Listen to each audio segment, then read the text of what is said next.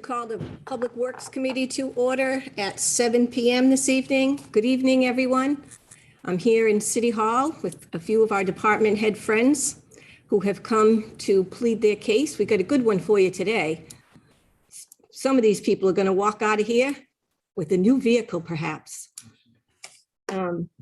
So I'd like to call up first this evening, representing the Public Works Department, Bobby Arugio.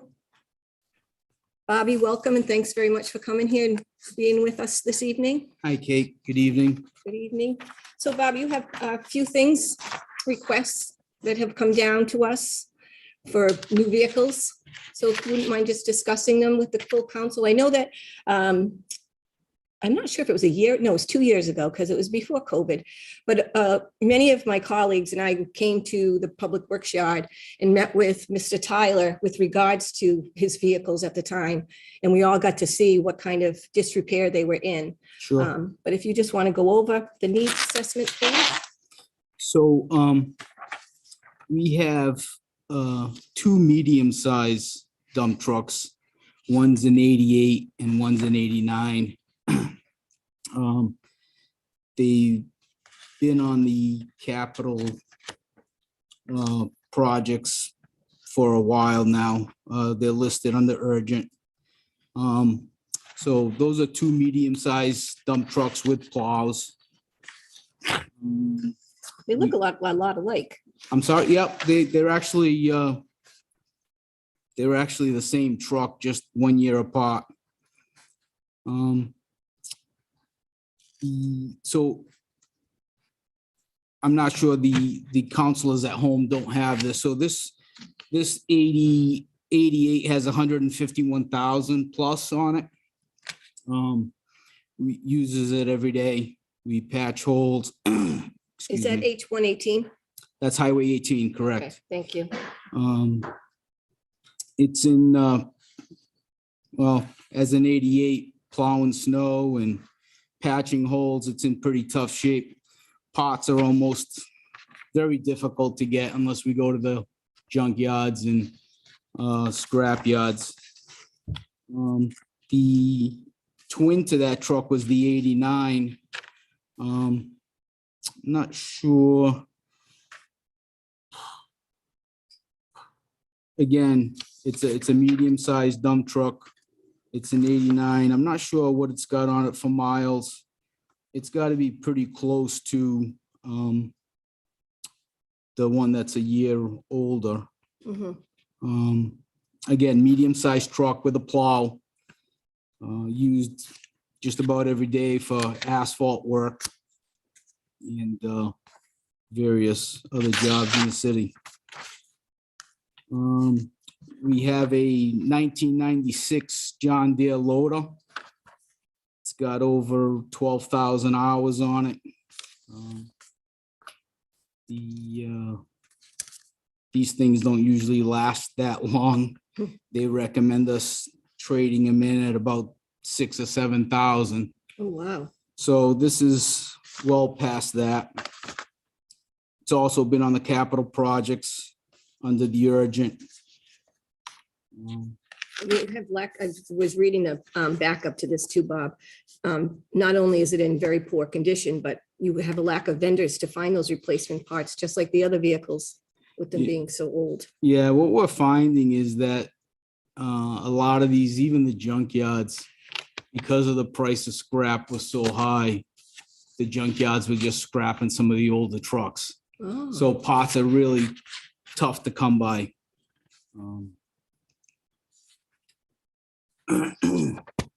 You have the sidewalk machine request also. You have a 1997 Bombardier.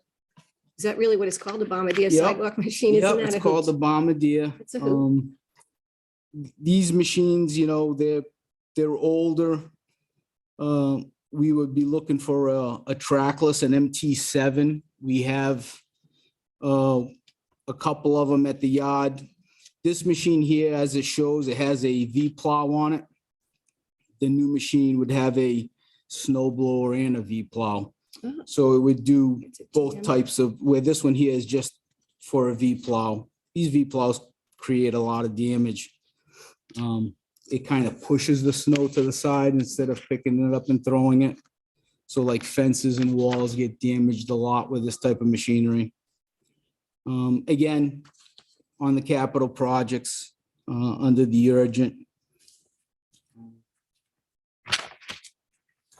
And the last one before you is the 2 pickup trucks. The 2007s. One's got 100,000. One's just got a little under 100,000, about 90,000. These also come with plows. We're looking to get these replaced with diesels, a little bit heavier weight. These trucks right now, the regular cab truck, the transmission's on its last leg. It's pretty much all rotted out, the body and the chassis, and the crew cab is right behind it. Again, they're both on the capital projects. And even at 07s, these trucks have worked pretty tough, pretty hard in the winters in the past. I did read that we're going to trade these in. Yep, That's great. yep, So you get a little bit of money back if we end up going through. yep. Everything's gonna be traded in. Does anyone from any of my colleagues have any questions? Councilor DeSimone. Thank you, President Jackson. Hey, Bobby, I have just a quick question. In light of everything going on in the world, do you have any idea what the time is from the placement of the order to when you receive the trucks? So on the medium duty trucks, the internationals, I would imagine in talking to the salesman that if we had a PO in our hand today, you probably wouldn't see those trucks until August or September. The pickup trucks, the 350s might be a little sooner than that. It's more of a common truck. The heavy equipment, the loader and the trackless, those, again, if you had the PO in your hand today, you're probably looking at 8 months. Okay. All right. Thank you, Bobby. Thank you, President Councilor Jackson. Blair? Bobby, those pickups, you're going to 350s? Yeah, we're going to the F-350s, correct? With The diesel. F-350 with a diesel. Okay. And And what do you do? that's gonna allow us to put the 9-foot blades on them instead of the 8-footers. correct, I understand that. The 2 dumps, they're going to be Fords also? The medium-sized dump trucks are gonna be internationals. Internationals. Yep. Okay. They're not all-wheel drive, 4-wheel drive, they're You know, rear-wheel Pete, drive. I do believe they are for 6-wheel drive, I should say. Yeah. Because they're dualies in the back, but it is a 4-wheel drive truck. Okay. I don't think I've seen one myself in international. That's why I was asking. Yeah, and they come through with the 10-foot blades on them, the snow plows on those. Okay. Yeah, they're well used and it's a good choice to start moving those out before the repairs outweigh the usefulness of the truck. So, Sure, all right. Thanks, Bobby. no worries. Councilor Conti? Hi, Bobby. I got lost here when you were running through. Highway 18, is that going to be an international? That is gonna be replaced with an international, yep. And are we replacing the dump truck sander? I'm sorry? Are we replacing the dump truck sander? Dump truck sander. I don't- H15? H15? H is in Harry? So I don't have a Highway 15 on right here. Okay, We have Highway 18, we have Highway 21, we have Highway 29, the track lists, and then the pickup trucks are Highway 1 and Highway 28. thank you. Welcome. I'm all set. Thank you, Bobby. Thank you, Any- Madam Chair. Thank you. Any other questions from any of the counselors? Seeing none? Thank you very much, Bobby, for coming this evening. I Thank you. appreciate it and taking over from Michael. I know he's very much under the weather and I hope he gets better much sooner. All right. Thanks for your time. Take care. Thank you.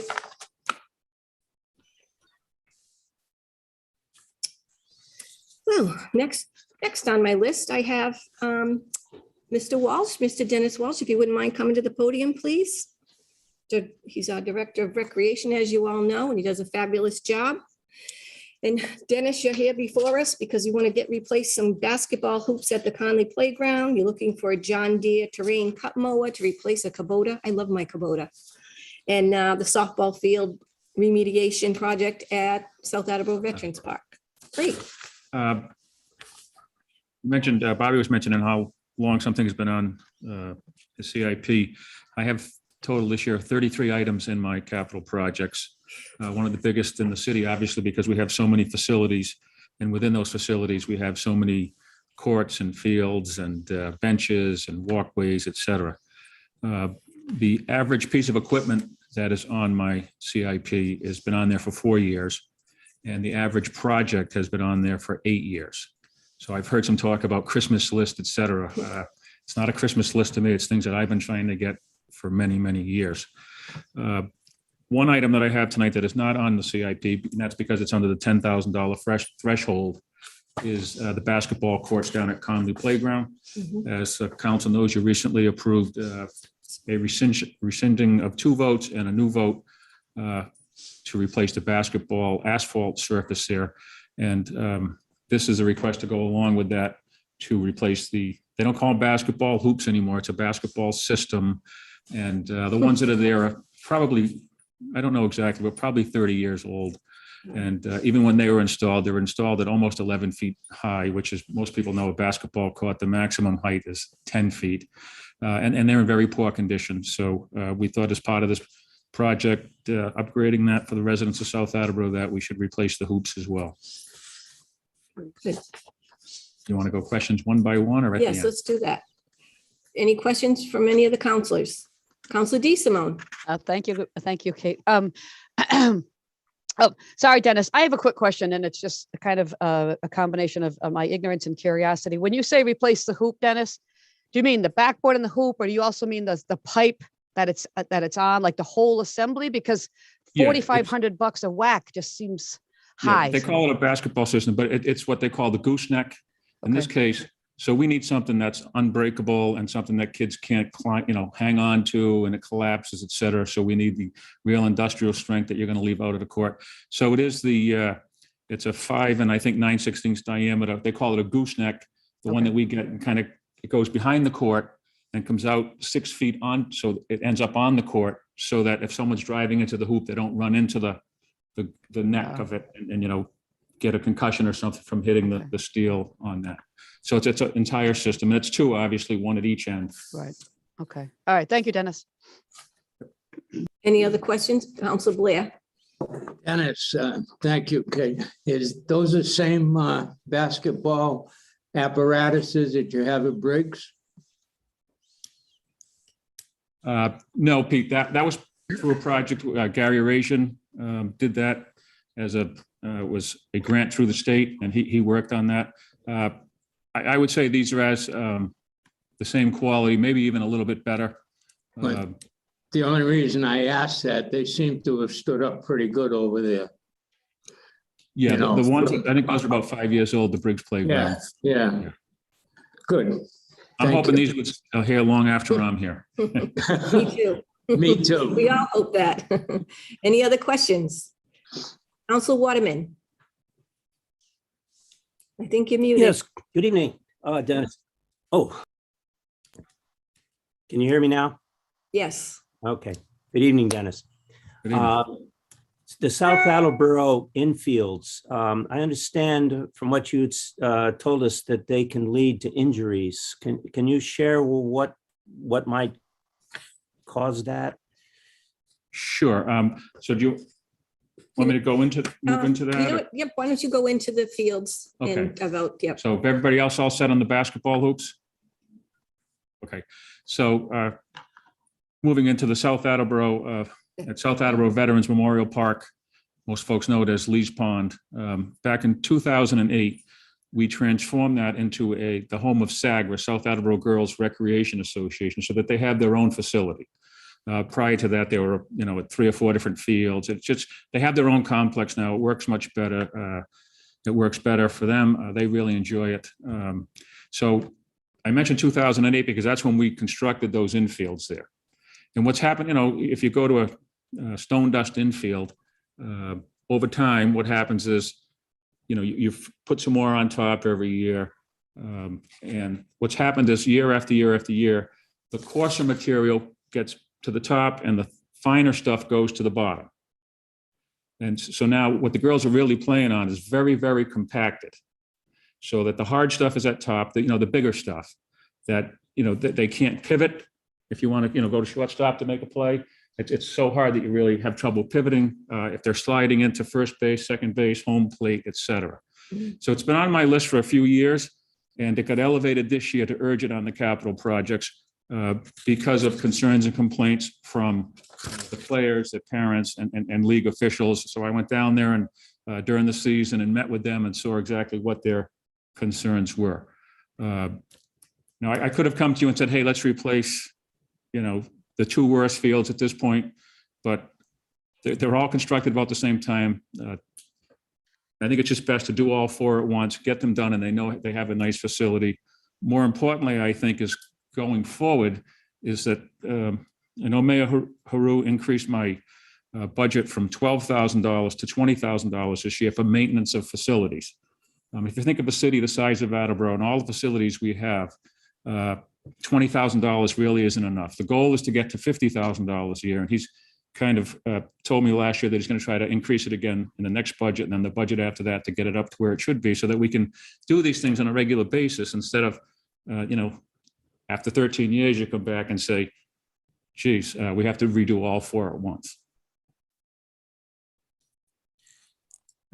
As a follow-up, will it be the same type of material that we'll be putting on there? And if so, how long is it good for generally? Well, it's a special, this is a special blue infield mix for softball. Yep. Is what, it's coming from a place out in Western Mass that is recommended to us, that it's worked well at other facilities. I went to another facility and talked to the folks over there to see how it worked, and they're very pleased with it. So honestly, the material cost is a big part. It's almost 50% of the project. Wow. There's a lot of excavating and removing material, et cetera. And then laser grading when it's all done. But a big part of it is the material cost, because we are getting a material that is special for for softball infields. It's just like baseball and every other sport now. Softball's played all year round. The girls, they start April 1st and they just finished up the fall league a couple of weeks ago. In fact, there might still be some parents out there with their kids once in a while, even now. So. All right. Well, thank you. It's important. Thank you. Anybody else have any questions? Yes, Council Conti. Thank you, Madam Chair. Dennis, in the last year's capital improvement book, you had your pickup truck replacements to be F-350s. Now you're asking for F-150s. What was the thinking and the change? I don't have anything. There's nothing before us for any type of truck right now, Council Conti. I see it from the docket of December 7th. $75,579. Oh, I'm sorry. That's Park and Forestry. My mistake. No problem. Too many projects. Fortunately, I'm not requesting any vehicles this year, or even in the next capital project. So you got enough trucks coming your way. I'd like to see you get that 50,000. That's what I'd like to see happen. Well, you can help him. Yeah, well, I plan to. And next on your list, Dennis, is the John Deere. Yeah, so we're requesting a John Deere 1570 mower. It's a 6-foot wingspan mower to replace a 2005 mower of similar type. We did get a new mower about, I think it was 2018, and we have had the Kubotas that you seem to like, but Ronnie and the guys they prefer the John Deere, especially on this, they can put this collection system. So it really assists at this time of year with the leaves. So we got one 3 years ago that has the Pico collection system. So they really think that's efficient and helps greatly in their efficiency. So they asked me to request another 1570. Nice. And that's a state bid list price. So this is going to be able to pick up the clumps of grass. I was reading this after the rainy days, as well as all the leaves in the fall. Yeah, too, so it sweeps it up. And As a director, I look at it and say, geez, the bigger the mower, the better, right? Yeah. Because now I can do it a lot quicker. But the guys out in the field, just kind of like an engineer versus someone who's out in the field constructing something. Now the guys in the field say, that's great, we can do a lot. But because of the type of mower it is, it just clumps. So they prefer the smaller one with the collection system where they can take it away. Very good. Any questions for Mr. Walsh? Any questions? I don't see any hands up. Well, Dennis, thank you very much for attending this evening. I do appreciate your time. Thank you, and happy Thanksgiving to everyone. Well, happy Thanksgiving to you as well. Thank you.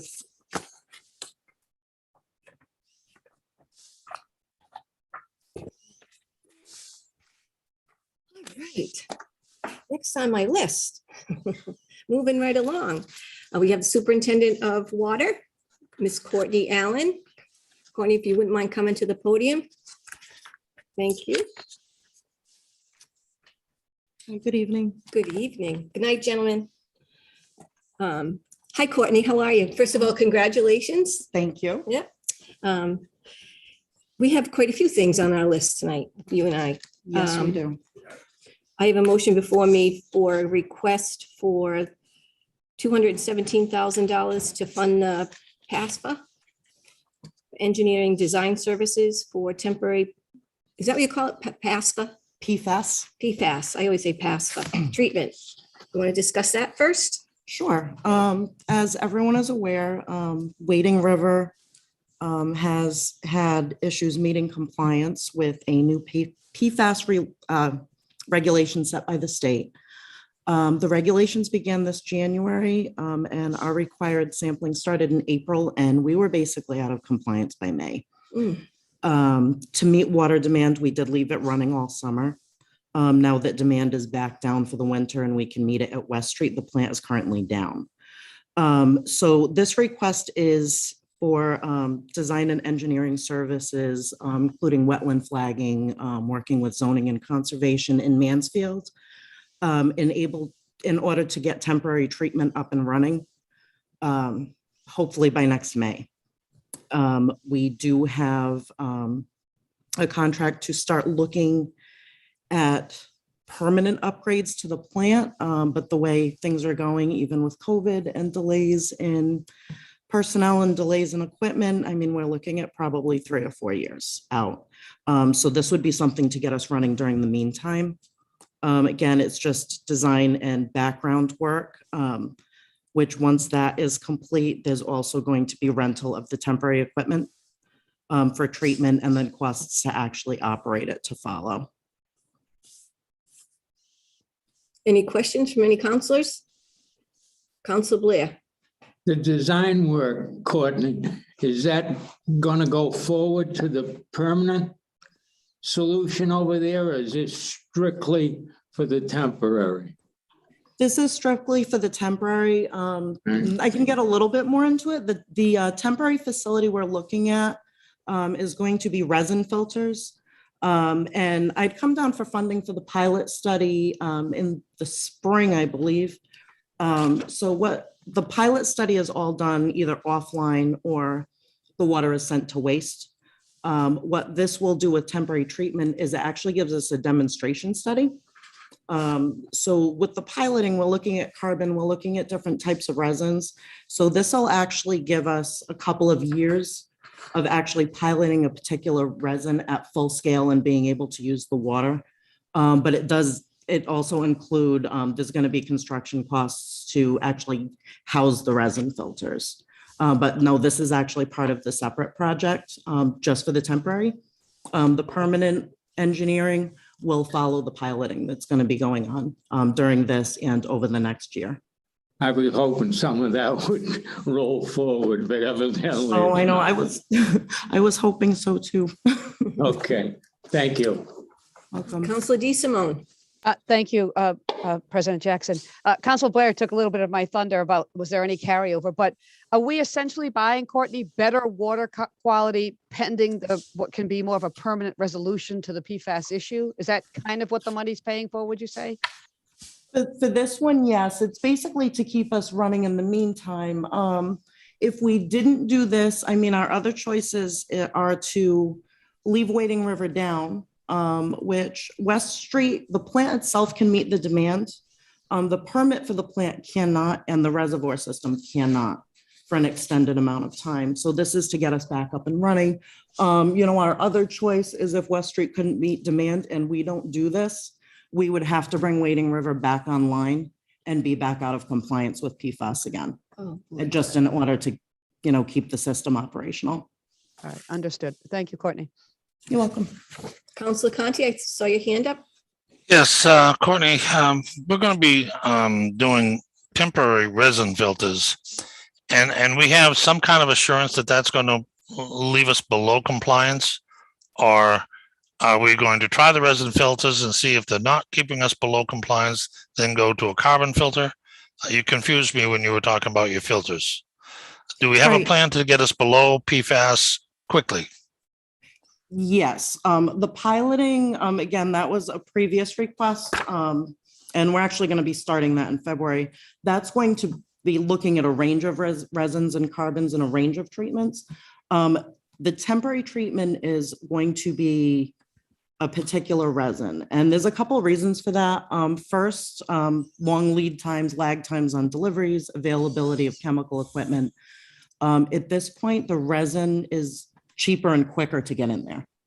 They're using it currently in Falmouth, similar water, similar situation to us, and it's working for them, at least for now. And they're basically partially online with the same thing, and it's working for them. This may not be the best one or the carbon or resin that we select once the piloting is complete, but it will work for now to get us under that 20 parts per trillion. And so how soon do you think these temporary resin filters will be installed? We're hoping for late May. Thank you. Thank you, Chairperson. You're welcome. Any other questions? Oh, Counselor Blair again. Yeah, thank you. A little follow-up, Courtney.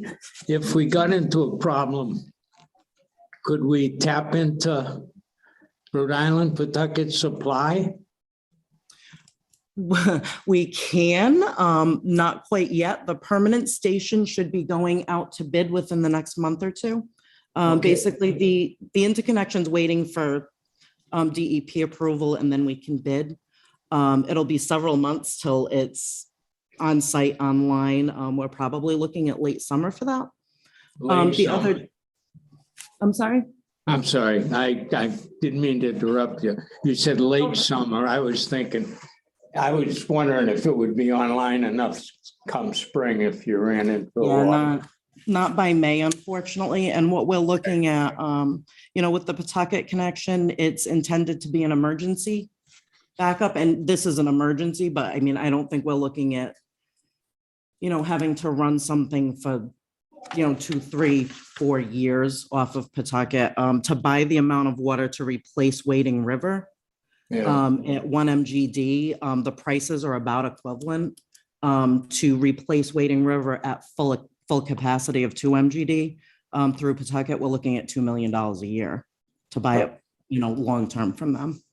So this will actually work out a little bit more cost effective. Okay, thanks for explaining that, because we work with that connection because of if an emergency come up. I didn't know if this met that type of situation. Yeah, it does, but not really for the really, really long term that we're looking at here. Thank you very much, Courtney. You're welcome.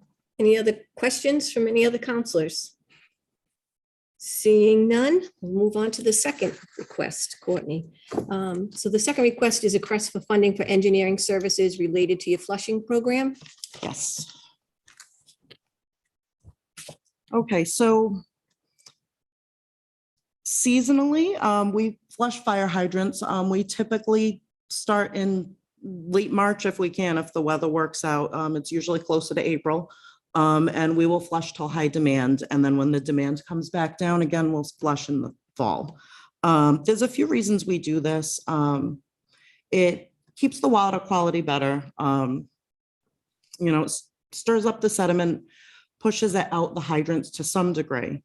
When we're flushing hydrants, we flush on a 1.5-year cycle. So we're getting to, basically when we flush the hydrants, we're not flushing every hydrant in the city every 1.5 years, but we're hitting every neighborhood within a 1.5 years. So, we can go into a neighborhood just by operating them and make sure they're all functional. Another reason for a flushing program is over the years, especially in Attleboro, we have a lot of older mains. And again, it'll clear some sediment from a main. So you're looking at a 12-inch main. Here it is. And after it's 50 years old from sediment and buildup in there, you have a 6-inch main. So flushing kind of helps alleviate that, but traditional flushing doesn't do it very well. And traditional flushing also uses in excess of water to actually be, to do it. Our average flushing year over the last 5 years, I believe I looked at, ranged anywhere from 8 to 13 million gallons. So one of the things the state recommends, and actually it's an American Water Works thing too, is unidirectional flushing. And basically the way this works is instead of spot flushing in neighborhoods, you look at the hydraulic model of the system. And certain valves are chosen to be opened and closed in certain orders. So you'll close off side streets or you'll close off certain grids in the city and flush all in one direction. And it doesn't sound like there's much of a difference, but there is. What this does, it forces everything the same direction. All the sediment goes out one way. So instead of just stirring up and settling back down when you close hydrants, it will go out the last hydrant. It's a higher velocity flush. It clears sediment better, opens up the capacity of the mains better, uses about half the water, and it will stir up, in a neighborhood, it'll stir up 1 or 2 mains instead of the entire neighborhood. So the complaints will be less. And another thing, I know we're talking water quality at Wading River, and we are looking at THMs there. And we will be in compliance once we have the upgrades done. But another way to keep those numbers down is to get the sediment out of the mains, because the other thing the sediment does is it can lead to THMs.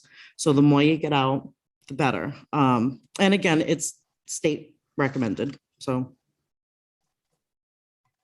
Any questions, Councilor DeSimone? Thank you, President Jackson. Courtney, always interesting to listen to, but 2 quick questions. Is this a one-time expense? So when you get the plan, that's the plan you stick to? And second question, if the plan works as it should, hopefully, you mentioned going from 12 inches to 6, what kind of volume will you get back as the result of a successful flush?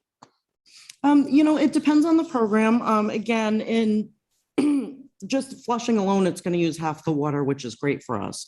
The plan itself, basically the engineer looks at our hydraulic model. They model the flushing program on paper. They'll come out and assist us. So this right here is a one-time deal. We will be handed, a program, a manual.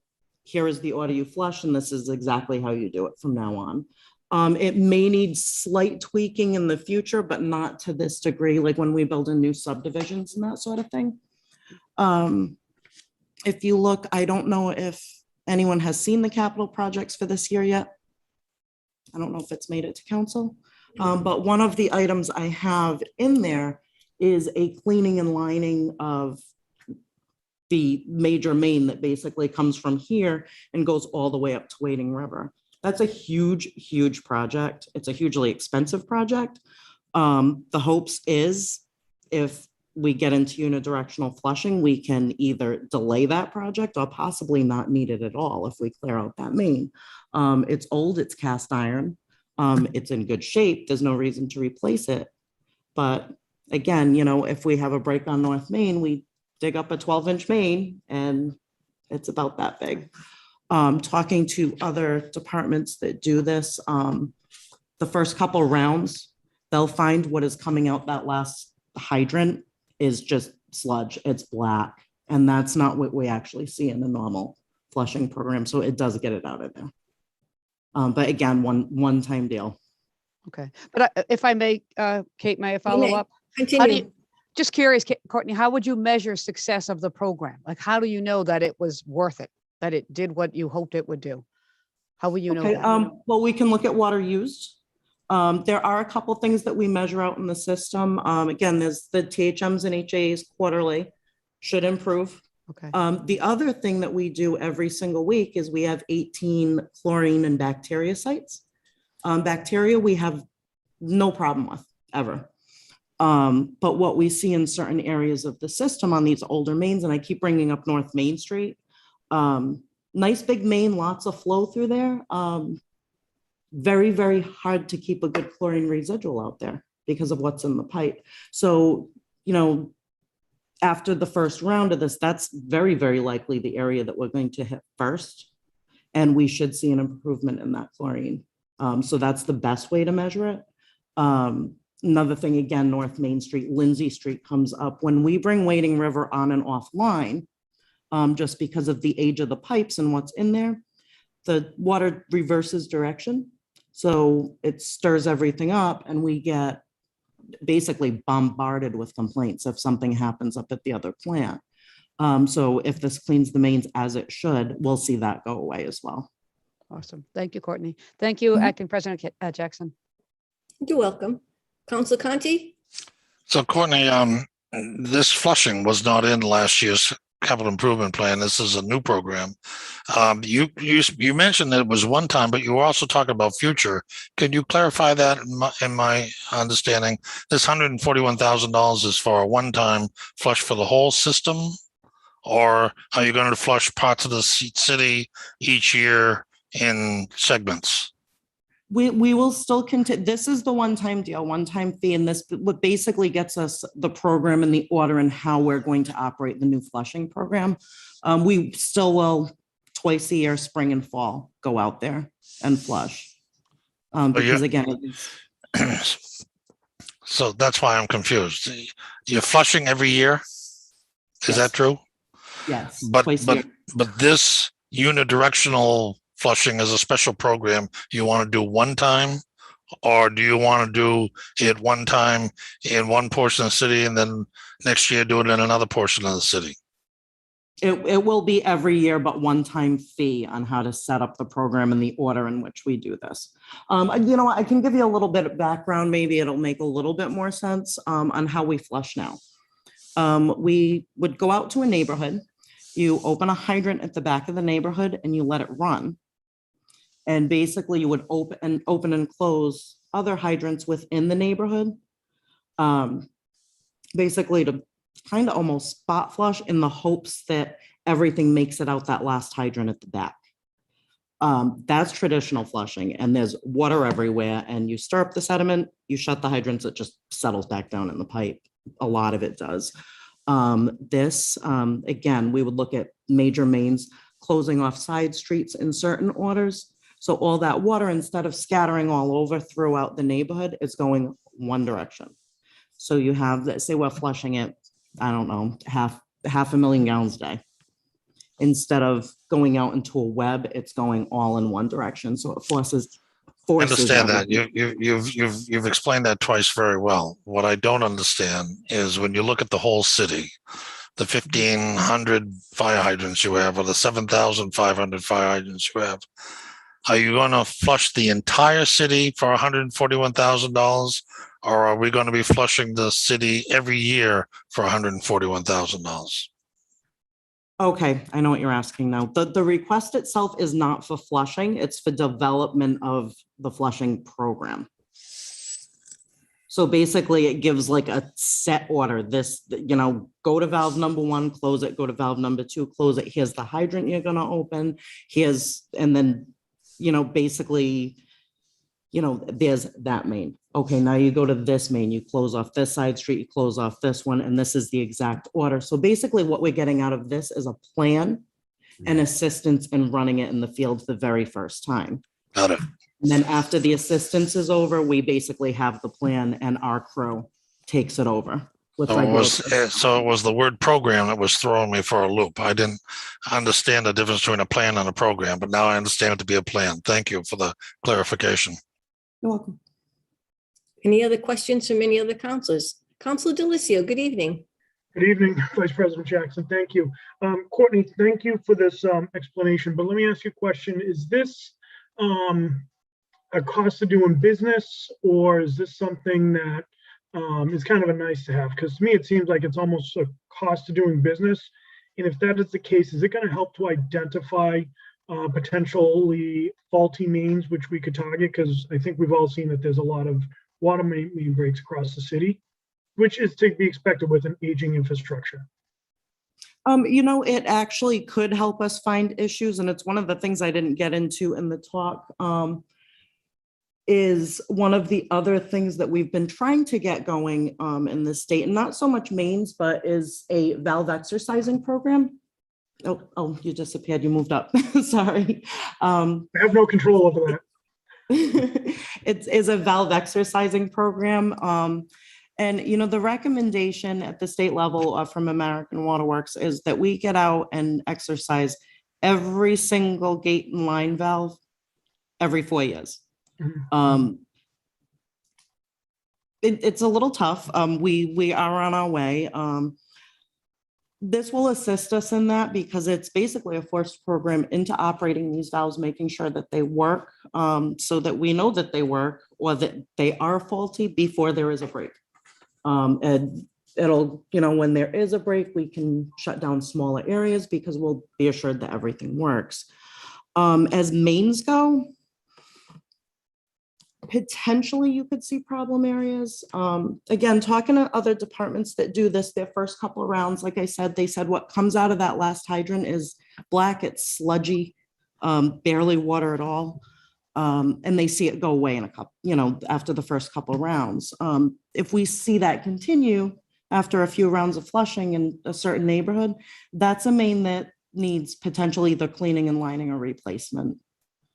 So it can pinpoint the future ones, after we're through with the ones that we know break all the time. Okay. All right, thank you for that.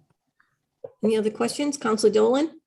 Thank you. So if I'm understanding you correctly, hi, Courtney.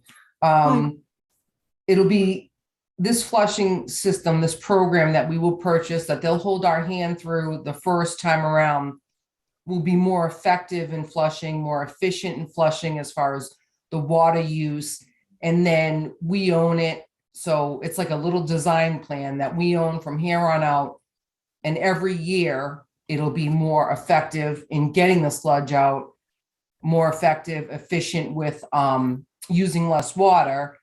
And hopefully we'll see the results, like Councilor DeSimone said, the results in the chlorine. Am I following? Yes. Okay. Thank you. Counselor Blair? Thanks, Kate. Courtney, by this main flushing, is that going to eliminate some of the problems we have with households with dirty water after we flush? It absolutely should. When you run a program like this, it actually will disrupt that one main instead of an entire neighborhood at a clip. And you're running high velocity. So basically what ends up happening is you clear, I hate to call it sludge, but you clear the sludge out the end of the main. And instead of everything settling back in that pipe, it's out. So, it's not going to be going to people's households unless they're using while you're flushing, but that sometimes can't be avoided. Is that a thing we should be doing is telling these people when we flush in that area to not use the water to draw that sediment into their homes?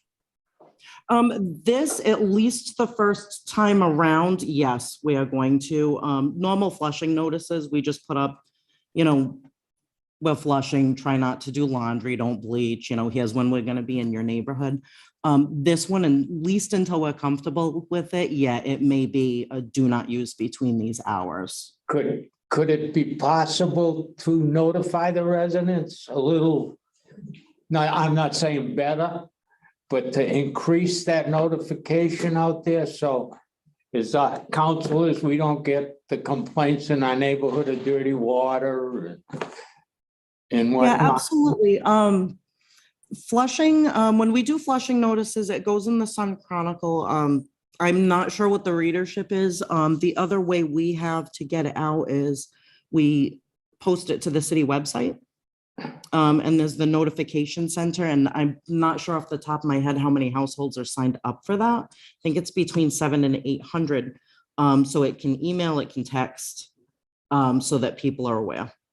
Could I make a suggestion, Courtney? And maybe it doesn't work, but can you schedule far enough ahead of time when you send out the quarterly water bills that you can say, for instance, on June 15th to July 1st in your neighborhood, we will be flushing. So they get notice when they get the bill. I'm sure they read the bill, but I'm not so sure they read the Sun Chronicle or go on the Attleboro website. You know, technology is great, but I don't think everybody is technology savvy. See, I even screwed that up. But I don't think that everybody is, but I know they all get their bill and say, geez, I didn't use that much water. What's this in red that says they're going to be flushing my neighborhood? And to be cautious of that and try not to use the facility, do my wash and whatnot at those times. So that's just a suggestion if it could be done. Yes, It's something I can look into with the collectors, because it would have to go for the, well, actually both spring and fall, it would actually have to be printed directly on the bill. That's what I'm asking. Yeah, we send out bill stuffers, so we can't stuff any more in there, unfortunately. But yeah, I can look into it with her. Why not print it on the bill? I mean, I'm just making a suggestion. You could look into it and say it's not feasible. And, you know, I can accept that. It was just a suggestion for me because that is a complaint as counselors we get. There's dirty water, my laundry come out terrible. You know what it's like. I've called you a couple of times, right? On different complaints, right? So it's just an idea I throw out there. Thank you. Yeah, I'll look into it and let you know how I get with it. Thanks for listening. Any more questions about the flushing program? Nope, I don't see any hands up. All right, Courtney, so lastly, before us, we have two requests.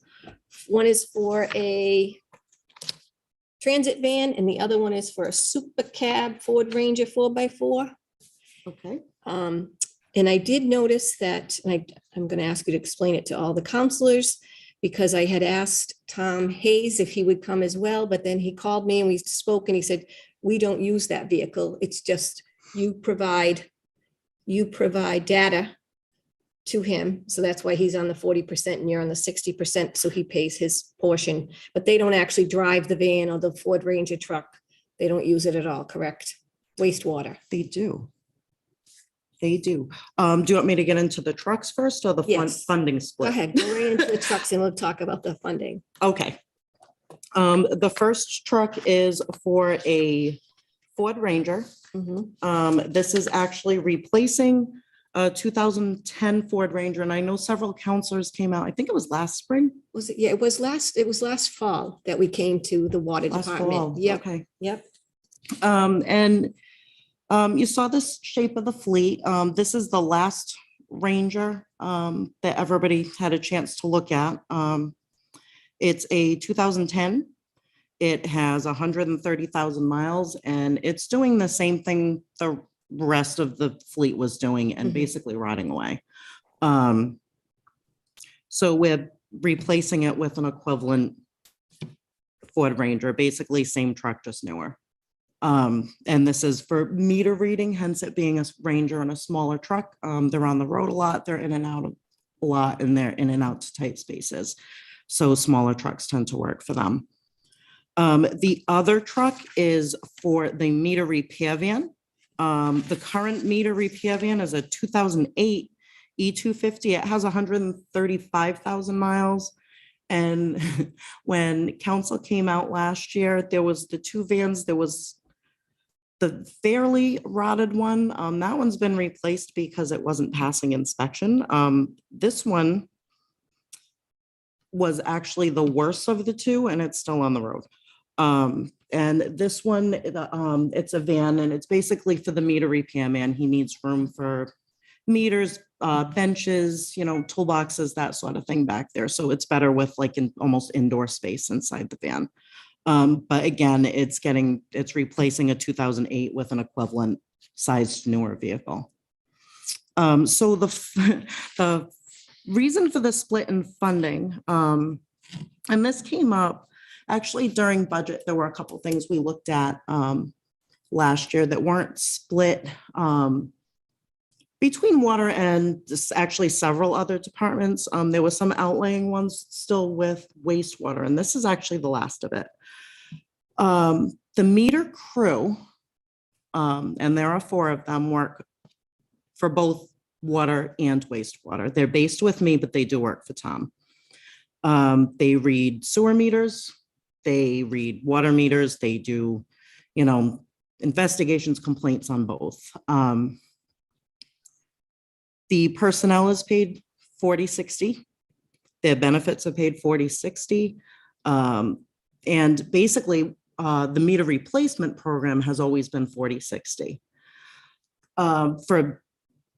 Since the dawn of time, the water department had been funding the remaining costs of everything meter, their day-to-day costs, their safety training, repair of the fleet, purchase of the fleet, supplies for the fleet if we had to send one of these trucks out to get work done. Even though this truck is earning money for both departments, water department was eating the cost. And this was for everything. So after budget meetings last year, Tom and I sat with Jeremy, and going forward, everything for the meter department, if it's related to sewer as well, has been a 60-40 split. If it's something related to just a water property with no sewer, water department takes the whole bill. So basically, these trucks are just following that. They're shared trucks for shared employees, even though they are based with me. So that's the reason. So it's kind of a new split. We hadn't seen it before, but it is the way it should be for shared employees and shared trucks. Shared employees. Okay. And again, these trucks aren't actually lended to anybody else at either department. It is for these 4 people. Okay. Any questions with regards, Councilor Dolan? So who's 60, who's 40? We're 60. Water is 60. I have about 15,000 active services in the city. Tom has between 9 and 10. I believe, I don't know off the top of my head, but the way the math works out, it comes out to a 60-40. Was it, if I may, was it Jeremy that when you guys were talking budget and shared expenses and shared benefits, was it Jeremy that came up with the 60-40 and not 70-30 or whatever? Was it Jeremy that came up with that figure? Oh, the 60-40 goes back to possibly the days of Mike Burgess and maybe Christine Millhouse. And the 60-40 came up actually because of the meter replacement program, because years ago, the water department was footing the whole bill for that as well. So it went through auditing, and I believe it was Deb Gould that came up with the 60-40 years ago. Don't completely trust me on that, but I know it came from Uptown relative to the meter replacement program. It was a numbers person, right? It was, yeah. Whoever it might have been. Thanks. Right. You're welcome. Any other questions for Courtney with regards to these 2 vehicles? Seeing none, thank you. Courtney, I just have one question. So last week we brought out, actually, it's in the committee book. We're still doing the meter replacements, We are. and I noticed that you were only like 85% complete, and one of my colleagues last week asked, when is this ever going to end?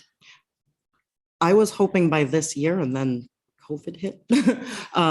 We have, after the purchase of these meters that were approved last week, we will have 923 left to go. That's to get the full system done. Depending how retained looks at the end of the year and how well we can get these meters starting to go back in again, with people letting us into their houses again, which was a problem. If retained still looks good in the spring, I'd like to request most of the rest. And at least get them rolling through and possibly be done by next fall.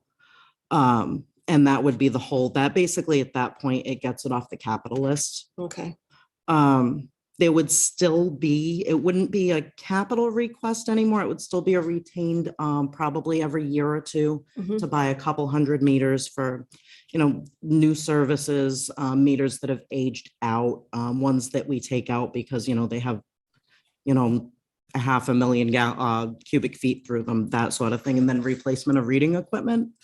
So it'll still be there, but not to the size that it is now. okay. Great. Thank you very much.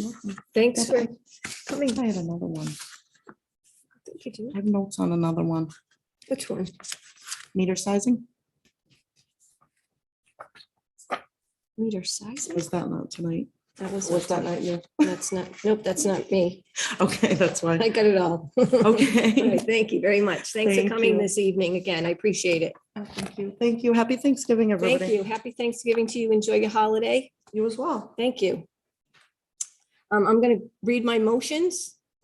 From the docket of December 7th, 2021, I entertain a motion to appropriate $217,000 from account 6100-359000 Water Enterprise Fund retained earnings to fund 3339 PFAS for the engineering and design services for temporary PFAS treatment.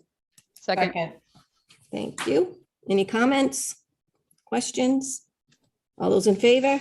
Aye. Opposed, motion carries. From the docket of December 7th, 2021, I entertain a motion to appropriate $141,000 from account 6100-359000 Water Enterprise Fund retained earnings to fund 3340 Undirectional Flush System for engineering services related to the development of an undirectional flushing program. Second. Thank you. Any comments? Any questions? All those in favor? aye. Aye. Opposed? Motion carries. Thank you. From the docket of December 7th, 2021, I entertain a motion to appropriate $309,149 from account 1000-359000 undesignated fund balance free cash general government to the following: $170,628 to account 1420100-587069 public works dump trucks, $138,521 to account 1420100-587044 public works replacement trucks to purchase 2 dump trucks and 2 pickup trucks for the DPW. Second. Thank you. Any comments? Seeing none. All those in favor? Aye. Opposed? Motion carries. From the docket of December 7th, 2021, I entertain a motion to appropriate $170,937 from account 1000-359000 undesignated fund balance free cash general government to account 1420100-587066 Public Works Capital Snow Equipment to purchase a new trackless MT7 sidewalk machine with V-plow and snow blower attachments for DPW. Second. Thank you. Any comments, questions? All those in favor? Aye. Aye. Opposed, motion carries. Thank you. From the docket of December 7th, 2021, I entertain a motion to appropriate $239,800 from account 1000-359000 undesignated fund balance free cash general government to account 1420100-5855039 Public Works loader for the DPW to purchase a John Deere 624 four-wheel drive loader. Second. Thank you. Any comments, questions? All those in favor? Aye. Opposed, motion carries. Thank you. From the docket of December 7th, 2021, I entertain a motion to appropriate $9,900 from account 1000-359000 undesignated fund balance free cash general government to account 1630100-5855012 recreation new playground equipment to replace 2 basketball hoops at Conley Playground. Second. Thank you. Any comments, questions? All those in favor? Aye. Opposed, motion carries. Thank you. From the docket of December 7th, 2021, I entertain a motion to appropriate $35,184 from account 1000-359000 undesignated fund balance free cash general government to account 1630100-5855046 recreation mower for the recreation department to purchase a John Deere terrain cut mower. Second. Thank you. Any comments, questions? All those in favor? Aye. Opposed, motion carries. From the docket of December 7th, 2021, I entertain a motion to appropriate $75,700 from account 1000-359000 undesignated fund balance free cash general government to account 1100-630-5841010 continuing appropriations rec site improvements for the remediation of 4 softball infields at the South Attleboro Veterans Memorial Park. Second. Thank you. All those in favor? Aye. Opposed, motion carries. From the docket of November 16th, 2021, I entertain a motion to appropriate $22,440 from account 6100-359000 Water Enterprise Fund retained earnings to account 6100-587046 Water Enterprise Fund van purchase and appropriate $14,960 from account 6000-359000 wastewater enterprise fund retained earnings to account 6000-587046 wastewater enterprise fund van purchase for new Ford T250 transit van to be shared by the water and wastewater departments. Second. Thank you. Any comments or questions? All those in favor? Aye. Opposed, motion carries. I entertain, from the docket of November 16th, 2021, I entertain a motion to appropriate $19,992 from account 6100-359000 Water Enterprise Fund retained earnings to account 6100-587044 Water Enterprise Fund replacement truck and appropriate $13,328 from account 6000-359000 wastewater enterprise fund retained earnings to account 6000-587044 wastewater enterprise fund replacement truck for a new Ford Ranger 4x4 super cab to be shared by the water and wastewater departments. Second. Thank you. Any comments, questions? All those in favor? Aye. Opposed, motion carries. Thank you very much. That concludes the business that I have this evening for the Public Works Committee. And I am going to disappear for a little bit because I'm going to go home. So I'll see you in a few minutes. And I Kate, believe, are you going to adjourn? oh, I'm sorry. No, I wasn't. Yes, I'd like to ask for an adjournment. Second. All those in favor? Aye. Aye. Opposed? We are adjourned at 8:03. Thank you very much, Councilor Dolan. I appreciate that. And happy Thanksgiving. I'll see you in a little bit. I would like to call the Personnel, Veterans, and Human Services Committee together at 8:03. And tonight we have several visitors with us as well, not quite as many, but 4 for 3 different motions. And to begin with, I would like to ask if Shane Mukasa is watching us right now. Jim, is Shane on the line with us? Not hearing anything. Okay. I tried to call him this afternoon, and last week he said he would be here. So I'm going to go forward on this one. And to begin with, I'll make the motion, and then I will explain, say a little bit about Shane when I get a second, I hope.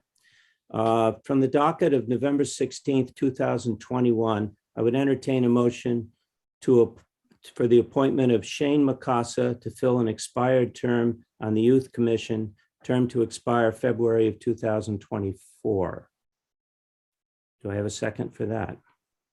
Second. Thank you. Shane is a student at Wamsutta Middle School. I believe he's in the 7th grade. He lives on Locust Street at 200 Locust Street. He's the young man who was asking questions at the mayor's debate, if you happen to watch it this year in September here in City Hall. He works for his employer is the Scholastic News Press out of New York. I assume that is New York City. And he is very interested in the Youth Commission. And Jay, I don't know if you would like to add anything here as well. Feel free. Yeah, Council Waterman, thank you. I know you and I have reached out and talked. I know Shane's really, really busy. He's really kind of a one-of-a-kind kind of kid. He's been to a couple meetings. He's brought so much energy and excitement. He's so articulate and wise beyond his years. As a 7th grader, you'd think you're talking to a 30-year business person. Yeah. He's going to do a lot of great things, and really excited to have him. We're lucky to have the youth commission that we have. Currently, we have about 14 active members right now. So really excited to have Shane join us. Thank you. Are there any questions from the committee?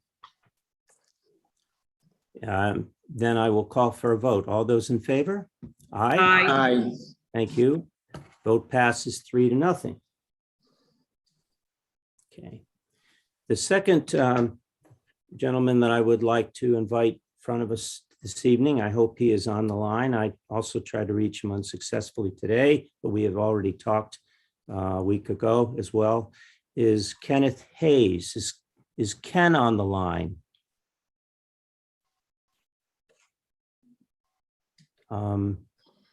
Jim, is there anybody on the line there? Well, It looks like he is. I saw you nodding. Is he, can you see him? Okay, I don't see him on my TV. I think As an attendee, I see, but I don't know. Jim is away from the computer right now, Ty. I don't know if you want me to go see if I can find him. Oh, you think he's down there, huh? Well, he's definitely double ACS, yes. Okay. See if Jim's out there for me, would you please? Maybe he can help or maybe he can't. Ty, he just checked in on chat, so he is here and can hear you. He can hear me. All right. Well, we can't hear him, unfortunately. So let me say a few words about Ken before, well, let me make the motion first. We have a second, then we can talk. From the docket of November 2nd, 2021, I entertain a motion to approve the appointment of Kenneth Hayes of 165 Parks to fill an unexpired term on the Cultural Council, term to expire February 2022. Kenneth Hayes is coming into the meeting at the moment. Second. Thank you very much. Okay, we see his name now. We'll hope he gets on in a second.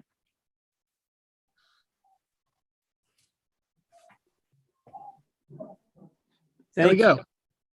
Hi, Ken. Tough getting on Zoom sometimes, huh? Good to be here. I'm glad you're here. So you have an interesting history with the city, but first, would you share your address and how long you've lived in the city? I've lived in the city most of my life, and I do live on Park Street, 165, the corner of Park and O'Neill. Many people know it as the house with the extremely small but very, very well-kept lawn. People stop, people comment like that quite a bit. Landlords here do quite a good job at keeping it up. So just a couple of blocks down from the city hall. All right, thank you. And share some of your background. Share with us who you are. Sure. As I said, I've lived in the city most of my life. Many years ago, I was involved with a community theater group that was based at the Methodist Church over by the Y, putting on all sorts of plays, was involved kind of in all aspects of that, from fundraising, painting sets, to acting, directing. I wrote some things for them to perform as well.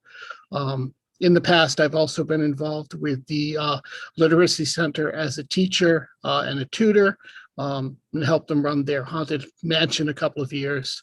And then I also worked with the Historic Preservation Society for a few years.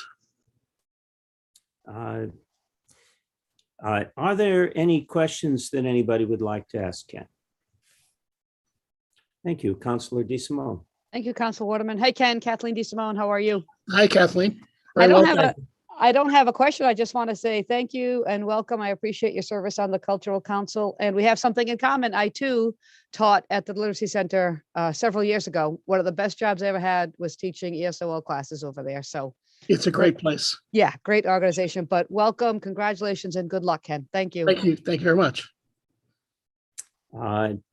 Anybody else want to reach out? Well, I appreciate your interest, and I think we now have a fairly full cultural council, and it should be very active at this point. And I would encourage you to be one of the active members. Thank you very much. Very much looking forward to it. Thank you. Okay.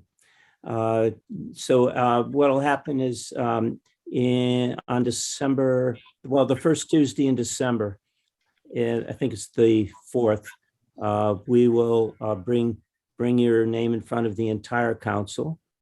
And after that, you can go down to City Hall and you can be sworn in by our outgoing clerk, I would think, Steve Withers. Okay? Thank you. Thank you. I would call for a vote.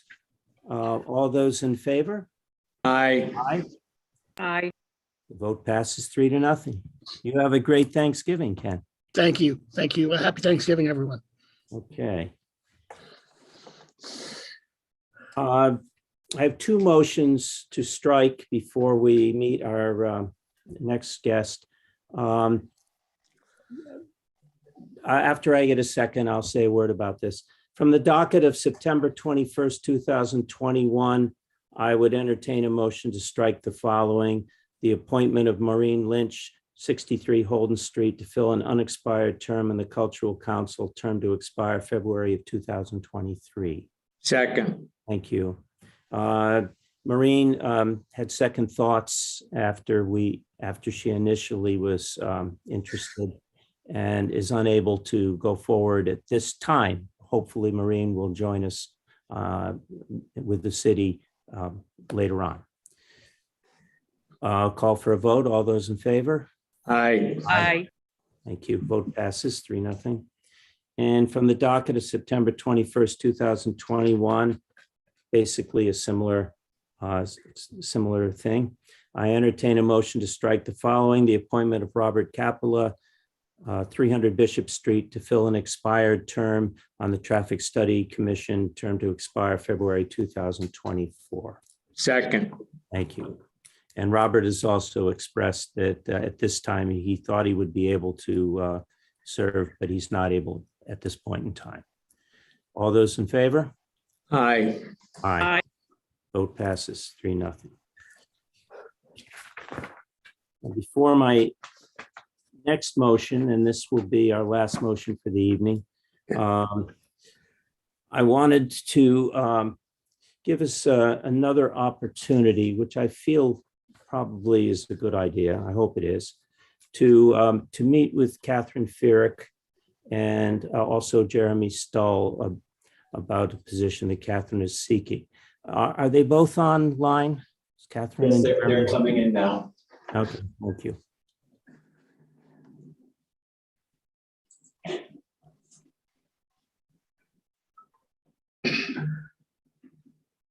Now we see your names. There you are, Catherine. Jeremy's running second on this one. On into view. Thank you, Jeremy. Can you hear me? Yes, I can. Okay, we got you. Okay, we got the sound too. So we haven't, I don't believe we've talked since sometime, it's been at least 6 weeks. And Catherine, you have requested another opportunity to meet with us and to share why you feel we need a community engagement grade 3 manager. And I think perhaps we would all benefit from understanding. I was in your office the other day, and you had paper up on the wall, and you were writing all the different kinds of projects that you're working on, and what a community engagement manager might be able to be of greatest assistance with. I thought that was interesting. Can you share more about this position and why you need it and what that person might do to best be helpful to the city, not just to you? Sure, absolutely.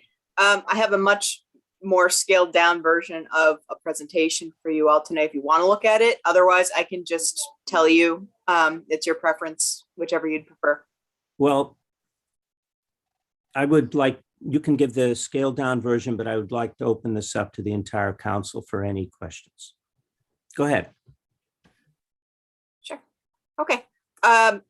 So anyway, I created, like you said, a matrix of everything that I've been working on. And I went through each project just to try to tease out which of the projects that are on my plate right now have components that this position could assist with. But first and foremost, I think I want to clarify exactly how this position, oh my goodness, how this position is going to be able to meet the needs of the city. First and foremost, there's a real reason under continuity of operations. If tomorrow I were to be hit by a truck, the city would have probably 7 or 8 grants that are open with nobody who has any idea how far along they are, what's going on, who to even contact at the various agencies where these grants are coming from. So continuity of operations is a big deal. My increased workload shows absolutely no signs of slowing down. I submitted 3 grant requests through Community One Stop and one separately. I received all of them in the last 2 months. I was not expecting that. That was kind of a big hit in the face. Add to that ARPA and the economic development programs that we're working to structure underneath that umbrella. And it's clear that my workload is massive and ever increasing, and it doesn't show signs of slowing down. So the portions of my workload that can be offloaded to somebody else would improve my ability to actually meet the terms of the grants and the projects that we're working on, and kind of get some breath to strategize instead of just blindly doing things just for the sake of doing them. So an improvement in my performance would be expected. Finally, it's a new skill set and expertise, which is what I was focusing on with the last presentation. I think this is very important. There's no one brand of economic development. I have certain skill sets. My peers have any number of other skill sets. And with this skill set being communications and events planning and community engagement, those are all skills that I am less brilliant at, for lack of a better term.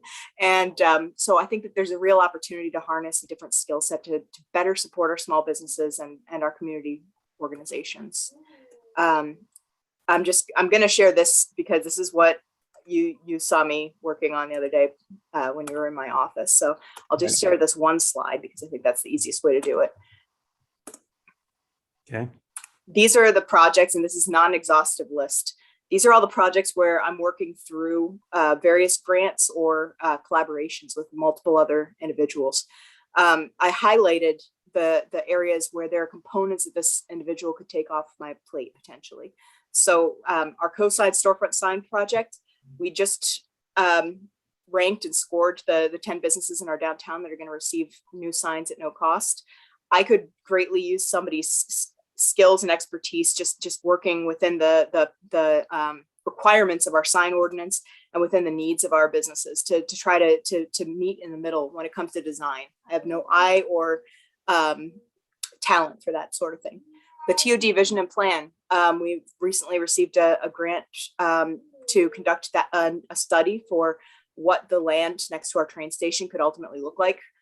Again, that's a visual thing. It's going to require an awful lot of community engagement. There will be charrettes, there will be public meetings. This is somebody's responsibility that isn't mine, so that I can focus on the administration and the financial underpinnings of that plan and what it will do for the city's economy. So you can see in each of these that I highlighted, and I'm not going to go through all of them, but I have a massive number of projects that are on my plate. Each one of these come, well, not all of them, but probably about a third of them come with procurement difficulties that extend beyond just one contract with one provider, or partnerships where I have to coordinate among multiple entities to get things done. So with all of these projects that are on my plate, I just wanted to share with you all exactly what I think this person would do. And even more to the point than that, there could be new services. And I said that I would only share the one slide, but I'm going to share the other one too, because I think that's important for you to see the things that I can't do because I've got so much on my plate. Shop local programs, some kind of a loyalty building strategy that connects our businesses within the city, holiday events and cross business promotions, restaurant weeks, sidewalk sales. These are the things that people really want us to do. And when I'm kind of bogged down on the business front and coming up with new incentive programs, because we haven't really addressed those to the extent that we needed to for the last decade, these are things that I've wanted to do and I haven't had the capacity to do yet. So if you look through this list, I think it's things that everybody in the city, especially businesses, would support. So that's really the crux of what this position would offer to the city and the reason why I think that it's essential. Do you think it's fair to say that by doing your job, you've created the need for more jobs? Yes, one of my colleagues at Mass Development says that I'm a victim of my own success because before Attleboro got on their radar, they didn't see anything from us. All of a sudden, we're putting in for these grants. We have these ideas and they're starting to see the potential. And because of that, I've put a massive amount of work on my plate. Are there any questions from the council? Councilor Holmes. Hi. Thank you. I've talked to you before about the community block grant, like that being connected to your department. Are there any talks of that? Because the community block grant is one area where I just feel like so many other cities are tapping into that in a different way. And so I love your vision here. And I'm just wondering if your department would potentially include just more work or collaborative work with that individual. Sure.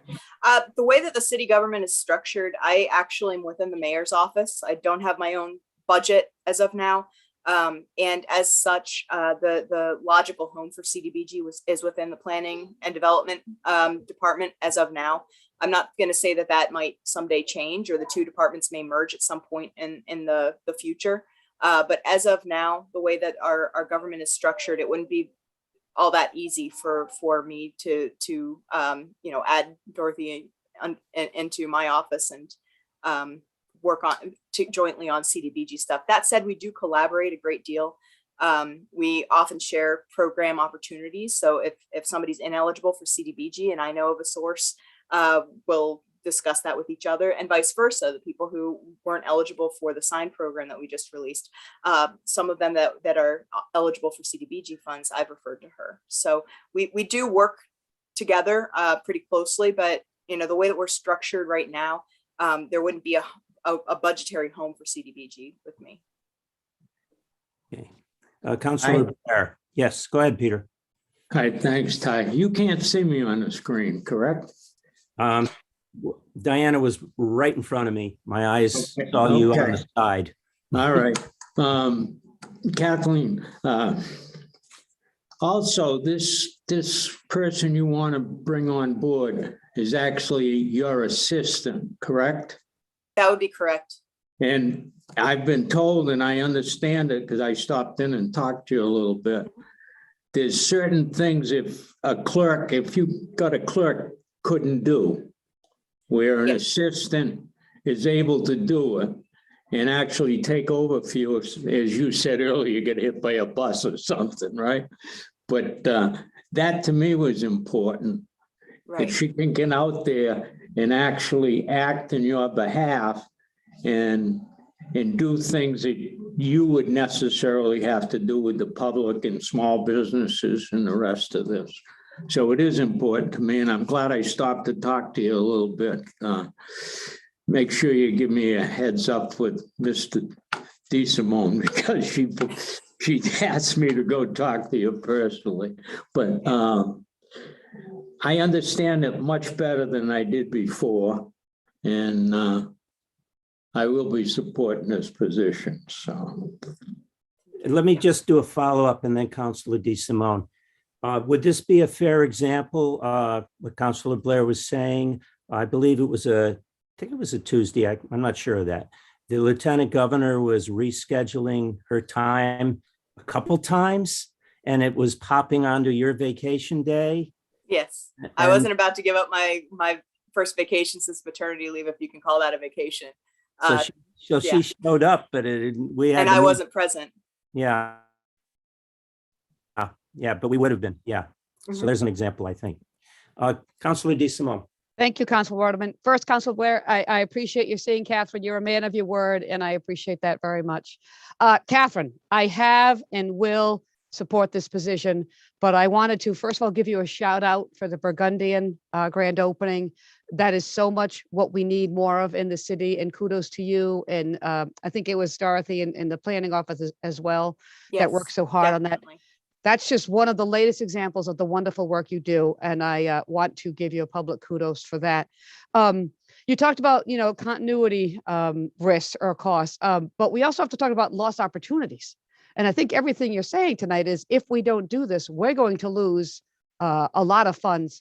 And I view our job here not just to maximize the use of our resources, one of which is you, but to also maximize opportunity for the city. So I think this is the ROI on this position is huge. And I hope my fellow councils see it the same way. So kudos to you for the good work you've done so far, mostly on your own. And I look forward to seeing what you're going to do with a little bit more help. So thank you, Catherine. Thank you. And I just want to point out that the Burgundian is one of those examples of, collaboration between myself and Dorothy. He did receive CDBG as well as working with me on several other programs. Okay, Councilor Connie will be next, and then Councilor Dolan. Thank you, Mr. Chairman. Kathleen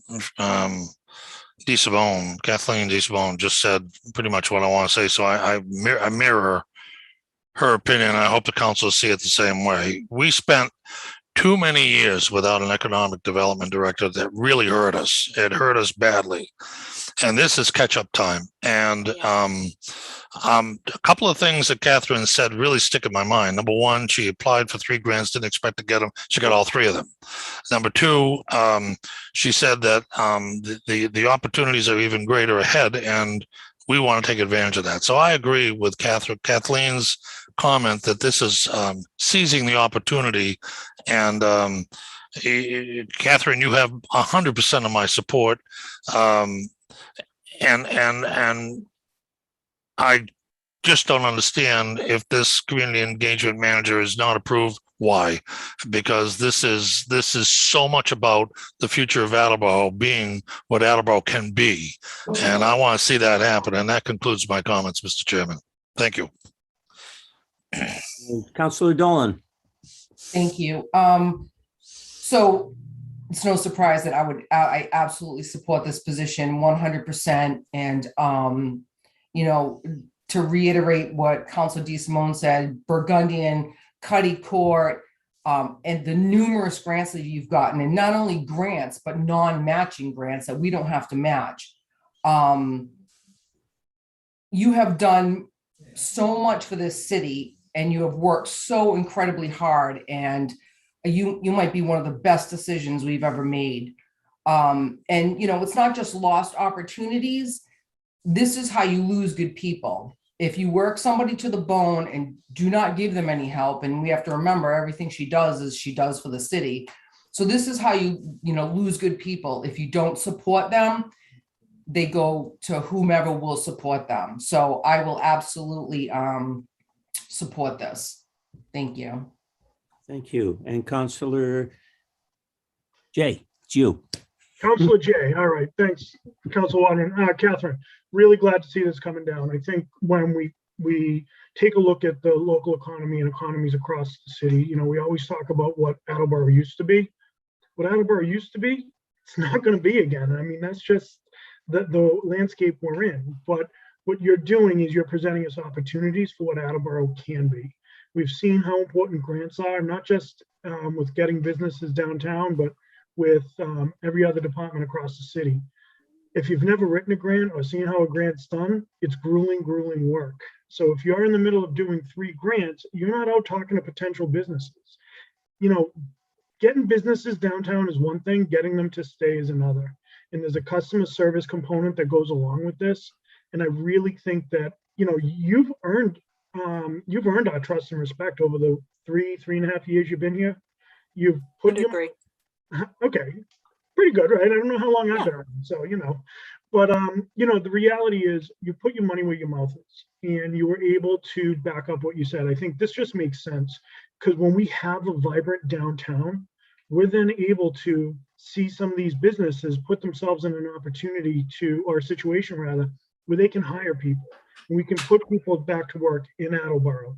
Then we can see some of the tax money come in, and we can grow our new growth, and we can impact our economy from the inside out by opening the doors to let new businesses come and thrive and be sustainable for years to come in Attleboro. I think that's really why we need this position the way we do.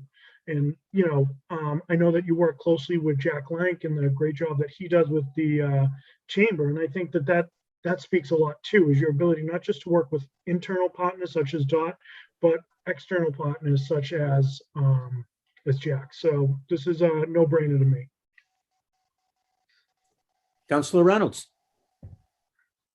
So Catherine, I just wanted to say that I'm thankful that you came in again this evening, because I think you explained more clearly exactly what this position is to be about. And it's not just a clerk position, it's someone that's actually going to help you push the agenda forward and move more quickly. I think that, as everyone here has said, that you have done an incredible job. And I don't think that was ever an issue. For me, the issue was, what were you really looking for? What was this person going to do? What type of not really just a support system, but I like that you came back here and said, this person is there. So if you had some kind of an extended illness, or you needed to be home for family or whatever, this person could come take your place and get going and running with the show. And to me, that was not really said before. Everything that you have said today has clarified for me, and I think for the people in Attleboro, exactly what you're looking for. This is going to be a full-time position, correct? That's correct, yes. And have we determined what the rate is? Jeremy, That's where Jeremy comes in. So Jeremy, if you want to share that with us, please. Yeah, certainly. If you don't mind, I'll share my screen. So can you see my community engagement manager salary here? Yep. All right, so we have a grade 3 step 1 position. So that's an annual salary cost of $43,000, exclusive of benefits. So if we have a January 1 start, that's a fiscal 22 cost of $21,000, and a February 1 start is a fiscal 22 cost of $18,000, just shy of $18,000. Realistically, if this gets voted out of committee favorably tonight with a full municipal council vote on December 7th, by the time we post, deal with holidays, interview, a January 1st start date is awfully rosy. So we're probably looking at something in between January 1st and February 1st. These costs start to escalate when you talk about benefit selection. Our most costly benefits selection for a person taking a family plan is $26,000. So we're looking at over half the cost of the salary. But if we're looking at the least expensive, we're talking about $6,000. We don't quite know what type of plan they're going to take. So what we've asked for here tonight in terms of a appropriation is exclusive of benefits. And then when we look at our benefits account later in the year, we got to see a 0% increase in premiums over the last year, and our health insurance trust fund performed exceptionally well during COVID, and the hospitals were closed. We had delaying of elective procedures and whatnot. It wasn't kind of a normal year. So our health insurance trust fund's in a great spot, but we'll reevaluate what our budgetary line items for fiscal 22 look like later in the year. So tonight we're asking for, I'm not sure what Councilor Waterman's motion reads, but a January 1 would be the more conservative appropriation request at $21,000. And then that would give us a little flexibility to bring someone in, the second or third week of January, as opposed to being hamstrung to do a February 1st start. So it's a relatively small amount in comparison to the rest of the $153 million budget. And if I could just have I had a whole big thing written up, and now after tonight's nose count, I don't think I need to, but I just want to say that on the procurement piece that Catherine's talking about, that really ties into the position that I had asked the council for and was approved as well. So that volume that's driven by our departments doing more, being more involved and getting more results for the city, that kind of trickles down through a number of departments. So Catherine's totally right about that. And as Councilor Conti talked about how we were kind of behind and didn't have an economic development director for a number of years, it's kind of difficult to gauge sometimes everything that Catherine brings to the city. So, it's bringing things to the city that otherwise wouldn't have existed or never existed before. And I think some of the issue that Catherine has is marketing all the great things she does for the city. And this person would help not only in that, but also free up some more of her time to continue to deliver on those excellent things to the city. And lastly, Catherine, just say, win the Powerball next time instead of hit by a bus. It's just much more palatable. But besides that, that's likely though. So that's the financial impact. The city will make up this money and more on our conservative budgeting, on our local receipts, on a number of line items. We saw the structural sound performance in fiscal 21, which we shouldn't expect those sorts of surpluses going forward, but the city is in an extremely good place right now financially. And I think this position, the ROI that Councilor DeSimone talked about, will be felt many times over. So thank you all for your time tonight. Jeremy. If I could add one more thing, I am currently grant writing again because you have to, and the opportunities come by. There's an EPA community-wide Brownfields assessment grant that we'll be applying for.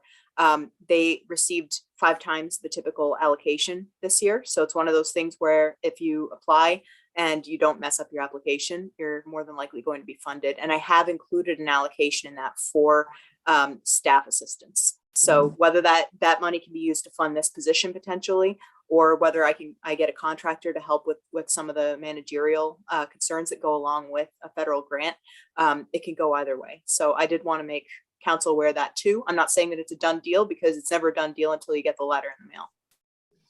Okay. Yes, Council Peter. Yes. This position, is it going to be an external posting, Kathleen or Jeremy, who would like to answer that? Yeah, it's an exempt position. It will be in the exempt classification plan. So I would have to check with personnel, and I will, and I'll follow up with the committee. But I believe first it's posted as a external posting because it's not a bargaining unit position. Well, it seems to me, if I might follow up, Ty, that with Catherine's description of this person, you're looking for some talent that probably you're going to have to go outside for. You're not looking for a clerk or somebody to fill in. You're looking for a professional. You never Am I know. correct? You really never know. Somebody could really surprise you and come out of left field, and it turns out that they've been an Instagram influencer all these years. So you never know. But it is a specific talent that I'm looking for, and somebody with really good skills at getting people not only to listen, but to respond and to provide their insights as well. And that's not an easy skill set to find. If you had internal interest in it? I've had 2 people indicate interest, but they have not been internal. Okay, thank you. Jeremy? Yeah, I just wanted to clarify that an external posting would not preclude a current city employee from applying to the position. And we have a number of extremely talented folks in either the clerical union or otherwise who may be interested in it. I didn't want to put that out there that way, so you're misinterpreting. I don't want to be misinterpreted. I know we have talented people work throughout City Hall and different departments, but it seemed to me like I would want to look at the whole scope of applicants to make sure we get the right person to help Kathleen on Ms. Furyk on her department. So yeah, I agree in casting a wide net, Counselor. that was my intention. Probably didn't come across that way. And if I hurt somebody's feelings, I apologize. Are there any other questions anybody has for either Jeremy or Catherine? So before I make the motion, it's going to be the original motion. It doesn't involve money at this time. So I'm not sure how much that might delay the pursuit, but we're going to have them. And somebody wants to make an amendment to it, feel free. Councilor Reynolds. I do think we should add the money to it as it stands right now, what Jeremy had just given. So if Jeremy could put that up, and Ty, you should write that in and amend it with the amount in there as a first step. Yep. Grade 3 and add it. I think it comes to just under, I mean, if you figure it out on a yearly basis, it would be somewhere around 69,000 if the most expensive benefit selection was taken. Is that correct, Jeremy? Yes, exactly. So we're asking for funding because the appropriation we're asking for right now is into the salary full-time line in the mayor's department, which is where and the mayor's office, which is where the economic development department sits. So we are asking exclusive of benefits and for a January 1 start. So the appropriation is $21,571.41. And then assuming successful passage of this with the full council, this will be included as a regular position in the fiscal 2023 recommended budget. Correct. So did you get that, Ty? Yes, Point of order, Council Waterman, if I may, point of order, doesn't the motion call just for adding the position? And it calls out that there'll be an appropriation at a later time? Because it seems to me that we're putting the cart before the horse here without having a candidate ready to come on board. Correct. If I may, Councilor, we need the funding in place before we can even post the position. So we have vacancy requisition forms. So I would never sign a form that advertised a position that we didn't have funding in place for first. So you're right in that we need to definitely add it to the exempt classification plan prior to posting it, but then we also need the funding prior to posting it. So I believe what Councilor Waterman was attempting to do was, avoid me writing another memo and delaying this another cycle of meetings and getting both the position added and the appropriation at the same time. Yeah, I agree. Sarah, you're muted. I am muted again. Oh. Now you're okay now.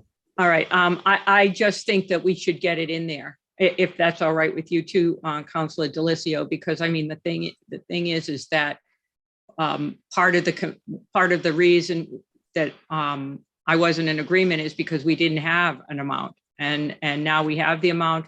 We've clarified exactly what the position is going to be, and I think we should get it in there so it goes in one fell swoop and moves on for next week. Yeah, if I may, Council Waterman, I'm in full agreement. It's it's not what the motion calls for, so that was my only concern. And usually we don't, in my experience, I haven't seen a motion like that before. Okay, so let me suggest this, and if Kate, maybe Kate's listening, but I think we can do it as it stands, and we amend it on the floor on Tuesday when it comes out full council. How's it? Why don't we amend it in committee right now? Well, we can. I think we can. It usually does come out at full council, but I think it can be amended, and we can pull it out, or we can amend it right on at the full council on Tuesday. Kate, what do you suggest? I think you should wait until we go to the full council before you do the amendment. Okay. And if you need help putting that together, Ty, I will help you get that done. That's what I was going to reach out to you for. I was going to suggest it tonight if we were voting tonight. But, Okay, so let's bring it out as it is now. And Tuesday at full council, bring it out with the cost and all of that. Okay. We will do that. Councilwoman, can I just add, I think that's the right way to do it, because it gives us 2 weeks from tonight before that meeting to get a more precise dollar amount. Because I think, if we can get it as close to what it's going to be for next Tuesday, for the 7th, I think it's going to make the process go a lot smoother. I just wanted to have the discussion, ensure that we were looking at all angles of this. Okay. So I will be giving the original motion at this time. Are we ready for that now? Yes. Anybody else? Okay, so here I would entertain a motion to add a grade 3 position of community engagement manager to the exempt classification plan. A request to transfer funding for this position will be sent later. Second. All those in favor? Aye. Vote passes 3-0. Thank you, Jeremy. Thank you, Catherine. And I would call for, I would ask for an adjournment. Do I have a second? Second. Okay. All those in favor? Aye. Vote. We are ready to adjourn. And that concludes the business. The adjourn passes 3-0. That concludes the business of the Personnel, Veterans, and Human Services Committee. We will meet at the next appropriate time. Thank you. Thank you. I'd like to call Public Safety Emergency Management Committee to order at 8:45. I have a number of motions this evening. Excuse me. From the docket of December 7th, 2021, I entertain a motion to accept and approve expending of funds and any future grant amendments related to the $15,941 EMP grant received by the fire department to be utilized for emergency management funds, which will use to replace the existing incident record management software. Second. I think it's pretty self-explanatory. It's a grant. The next motion coming up will show we're $451 short, but that's in the next motion. Any other comments, questions? Hearing none, all those in favor? Aye. Aye. Motion passes. The next motion from the docket of December 7th, 2021. Additionally, I entertain a motion to transfer $451 from account 1220100 to complete the purchase of the fire department software purchase. Second. Any other questions, comments? Hearing none, all in favor? Aye. Aye. Motion passes. From the docket of December 7th, 2021, I entertain a motion to transfer $8,999.57 from account 1124100-57830 Citywide Reserve Fund for transfer to account 1220100-585080 fire security camera for a security camera to be installed at the South Attleboro Fire Station. Second. This is excuse me, this is pretty self-explanatory. This is to add some more security down at the South Attleboro Fire Station. It's an upgrade of security. Yes, Jay? Don't forget it what you said, upgrade.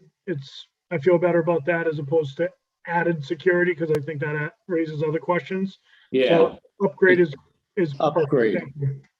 I'm sure we got security, but as I understand this improves it and it's an upgrade.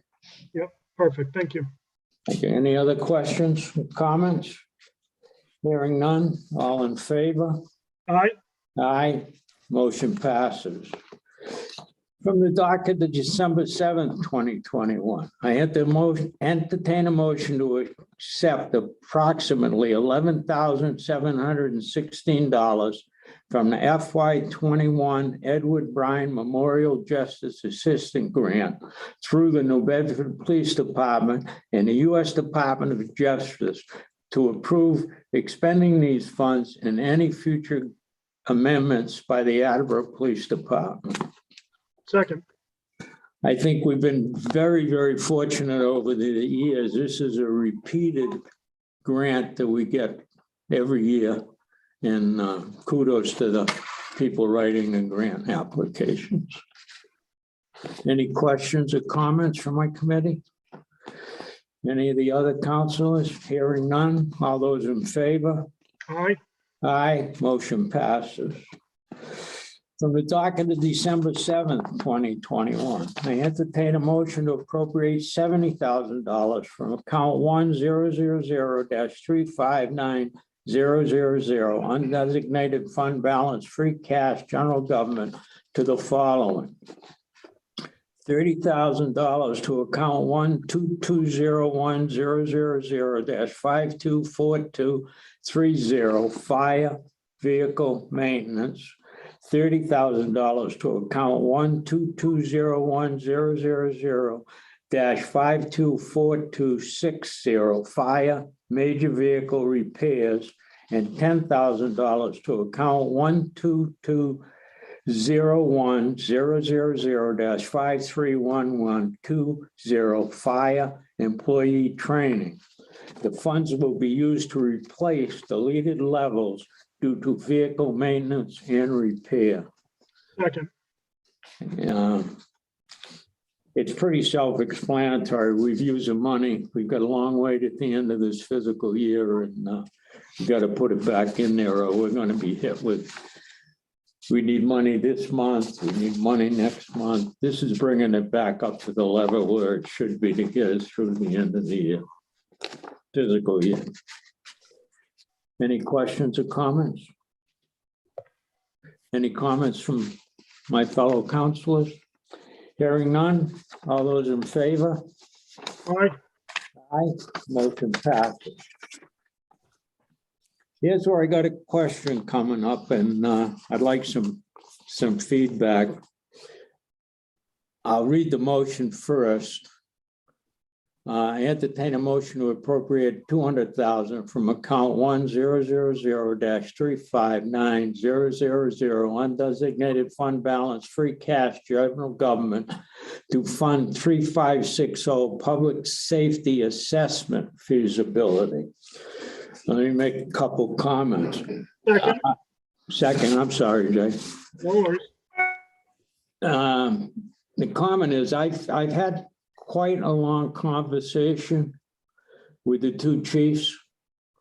I know I haven't brought it to the members of my committee, but I thought it might be practical to bring the chiefs in, and also Jack Jacoby from the City Building Commission to speak to us. And my program on this would be to take in recesses committee at the end, bring them in the next committee meeting, which is, if I'm correct, the 14th of December, to come before the whole council, my committee, and the council, of course, is there, the rest of the council, and then bring it out of committee at that time and hopefully vote on it the 21st of December, while we still have it sitting council without the new members and what. Jay? Thank you, Peter. So a couple things. First of all, I don't know if we have to recess it. I can always withdraw my second, or we can just keep it as it is.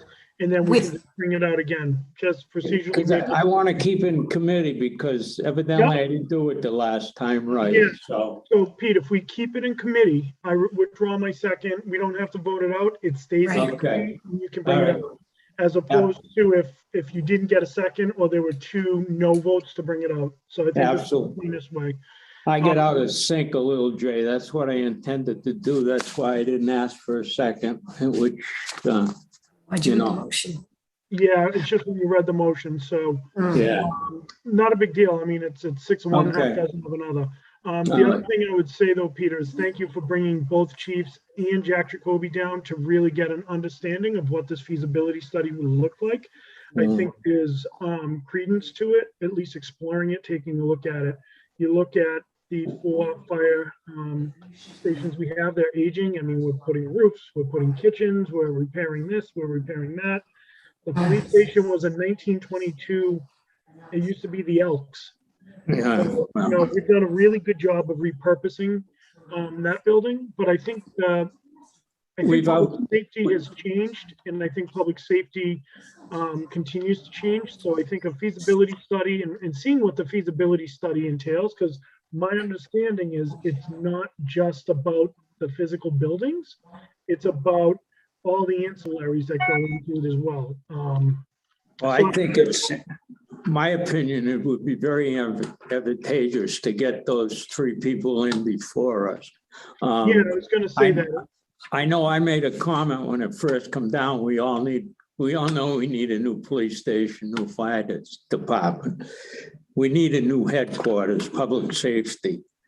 I just, at that time, didn't know what it really involved. And I personally don't think it was sent down right, but we've got it. Let's do it right. Let's get those people in, and that'll allow all the counselors to get their questions answered. That's my. Can I, if I could just finish my statement? If you mind? Yeah. Thank you. I think the other thing, when we look historically over this calendar year and even this fiscal year, we've approved feasibility studies for several different things, including sidewalks or other projects. So I understand this is a big price. $2,000, it's a big price tag.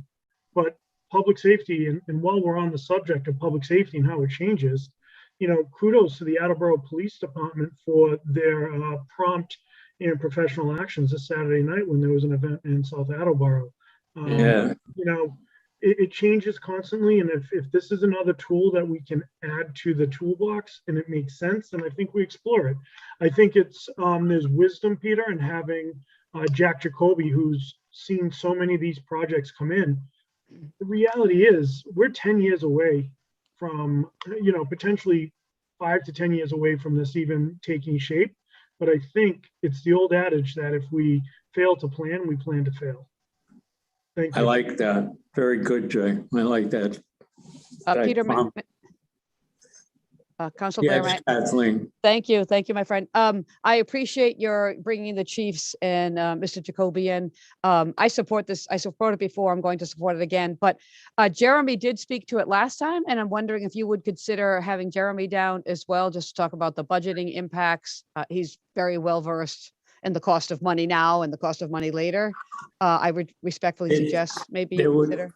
There would be no harm in having them in that group sitting there in case we wanted to ask some questions of them. I will also ask him. Thank you, Peter. All right. So moving on. Nope, Peter? Yes. Oh, I didn't see it. Okay, go ahead. Thank you. That's all right. First of all, Jay, can you withdraw your second now, please? I thought he did, but you want I didn't hear him. I didn't. You did withdraw it? I did not yet. Okay, you want to withdraw? You want to withdraw that second so we get that out? Well, if discussion's done, I can do it right at the very end, right? You can, yep. I just don't want to do what we did last time. We tried to avoid that last time and we didn't. So, Peter, I'm just going to remind you tomorrow, make sure you let Virginia know if you're going to have all those people that you want to be up first. So she can put you on first, okay? Yeah. Okay, we right second. John, Okay, thank you. Moving on. Resolution from the Attleboro Municipal Council. I'm going to let Kathleen DeSimone read this motion for us. She put it together. I think it's only fair having her put in the work that she reads this in to the minutes. Thank you, Peter. Kathleen. Did you want to move for it, Peter? Are you making a motion? Yeah, Okay. yeah. I can read the first part if you want, but let me read the first part. You can read the actual motion.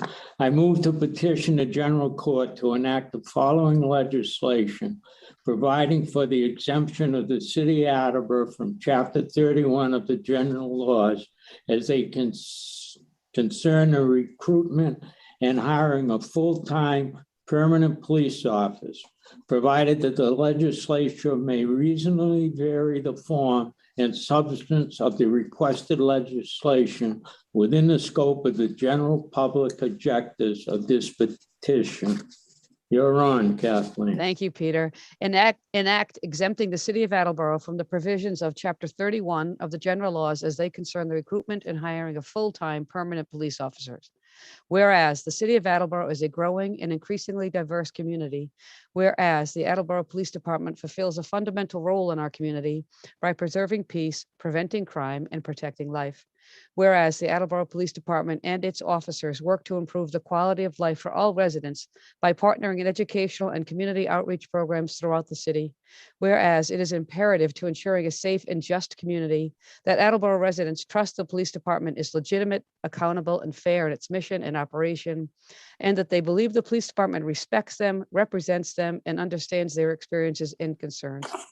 Whereas increased diversity within law enforcement agencies in terms of race, gender, ethnicity, religion, spirituality, age, sexual orientation, gender identity, socioeconomic status, culture, language, national origin, ability, disability, military veteran status, and experience serves as a critically important tool to building relationships and trust with the community.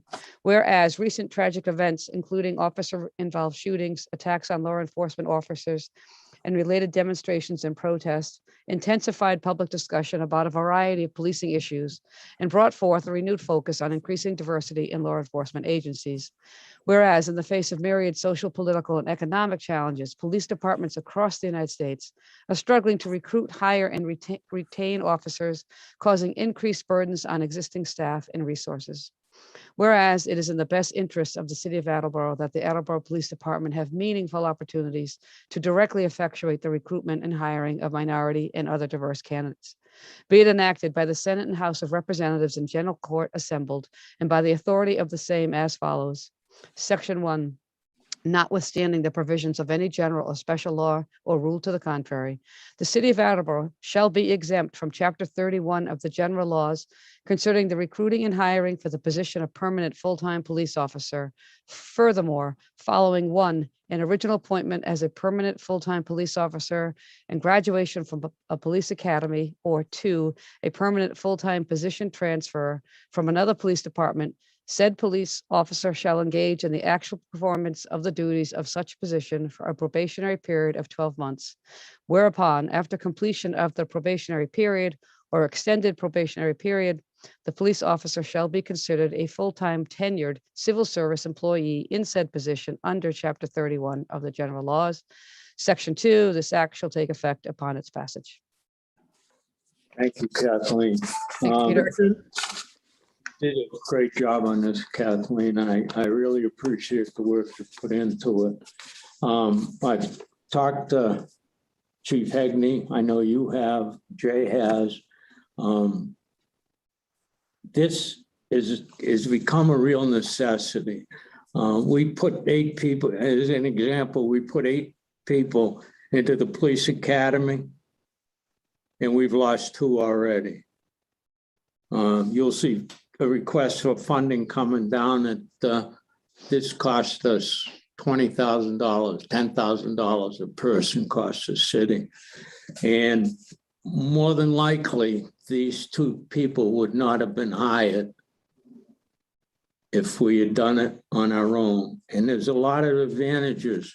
A lot of towns and cities around us are doing away with civil service completely. I want the police officers and their concern that we don't do that, realize that we're not doing away with civil service.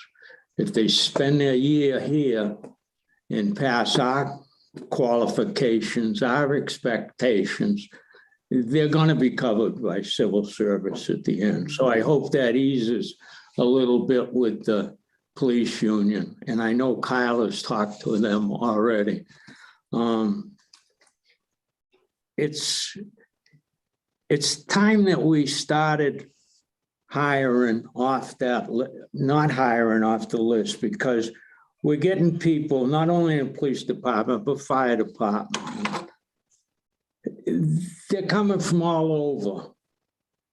And I've always said, and you can go back in the records, I think we should hire local or as close to local as possible. We tend to retain those people. When you hire from Quincy, Norwood, wherever, outside the perimeter, those people don't tend to stay here. The job opens up in their area, we train them, we pay, and they leave. And we don't get enough of the money back when that happens. And I think local people work harder for the community they live in or the community, the surrounding communities. So I've been for this for a long time, but I think, and thanks to Kathleen and conversations with the chief, we feel this is the right thing to do at this time. And I would like to think we can have the support of the council in this motion. Kathleen? Thank you, Peter. First, I want to say, Peter, it was a pleasure working with you and the chief on this. And when I called you with the idea to go talk to Kyle, you were right there with me, and I appreciate that very much. I think this is significant. I understand from the chief that no one has done this before. So instead of just getting rid of civil service, we're trying to balance the best of both worlds. I think it's important. I think it's interesting. And I think it has a lot to offer the city. And Pete, I fully agree with you that people who live here, I would imagine, are going to be, I don't want to say more committed, but that connection has to count. It has to matter. And I think it's important. As I do, I also think it's important to continue the efforts to further diversify the police force in myriad ways. It makes for a better force, a safer community, and a better relationship between the two. So I thank you for bringing this out so promptly and for your collaboration on it. And like you, Pete, I hope our fellow councilors appreciate what we're trying to do. And it's significant. So thank you very much. Thank you. Diana. Thank you. I will be supporting this. With that being said, the home rule petition Councilor Dolan had introduced to change councilman to councilor went to the state in 2018 and nothing has happened with it. So I guess the biggest piece is trying to have a liaison that's going to make sure that I'll let Kathleen answer that because we do have one. Councilor Holmes, fantastic point. We took care of that. I believe, and Pete, correct me if I'm wrong, but Chief Hegney has consulted to the state delegation, and I think we're going to be honored to have Senator Feeney bring this forward for us. So I'm hoping that it moves on a faster track, but we took care of that. Thank you very much, Diana, for that point. Senator Feeney is well respected in the state house, and it'll be nice to have him bringing it forward for us because, like you said, it's got to be brought forward, and who brings it forward is very, very important. And Senator Feeney has been very supportive of Attleboro. Does a great job, and I'm glad we've got him on board. Any other questions from my committee or fellow councilman? Hearing none, all in favor? Aye. Aye. Motion passes. Thank you very much. Let me see if that wraps it up. Entertain the motion to call a public hearing from the docket of December 7th, 2021. I entertain a motion to call for a public hearing January 18th, 2021, amending section 10-5 .2 of the revised ordinances to prohibit parking on Stobbs Drive westerly side from North Avenue to Commonwealth Avenue. It's brought in by myself and Councilor DeSimone. Have a second? Second. Second, thank you, Jay. This was brought in, it's got to be a couple years ago, probably longer than that. And evidently it got sidetracked or didn't get brought out. Councilor DeSimone has talked to the principal at FAN. He wants to be at the public hearing. He realizes what's going on. And from talking to him, I think he's pretty much on board with this. And why we placed it on the side towards the highway, the no parking, is because the kids, we don't want the kids running across the street being late for class and getting hit by a car. Miss Jackson. Just a little Scribner's error. It's January 18th, 2022, you want to say. Okay. I'm good at reading. Thank you. Welcome. Did I call for a vote on that? All those in favor? Aye. Aye, motion passes. From the docket of November 16th, 2022. No. 2021. Oh, right, okay. From the docket of November 16th, 2021, I entertain a motion. I entertain a motion to appropriate $29,949.10 from account 1-000-3590000 undesignated fund balance free cash general government to account 12201-000-585010 fire new computer equipment for various computer equipment. Second. Second. We had the fire chief in last week along with the police chief, but the fire chief explained this equipment as best he could. The list was put together by Bill Lennox. And it's going to bring the fire department up to where it belongs.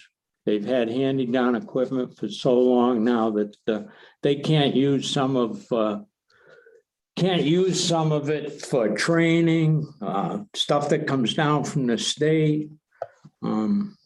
It's relatively, I know it's $30,000, but I think it's needed.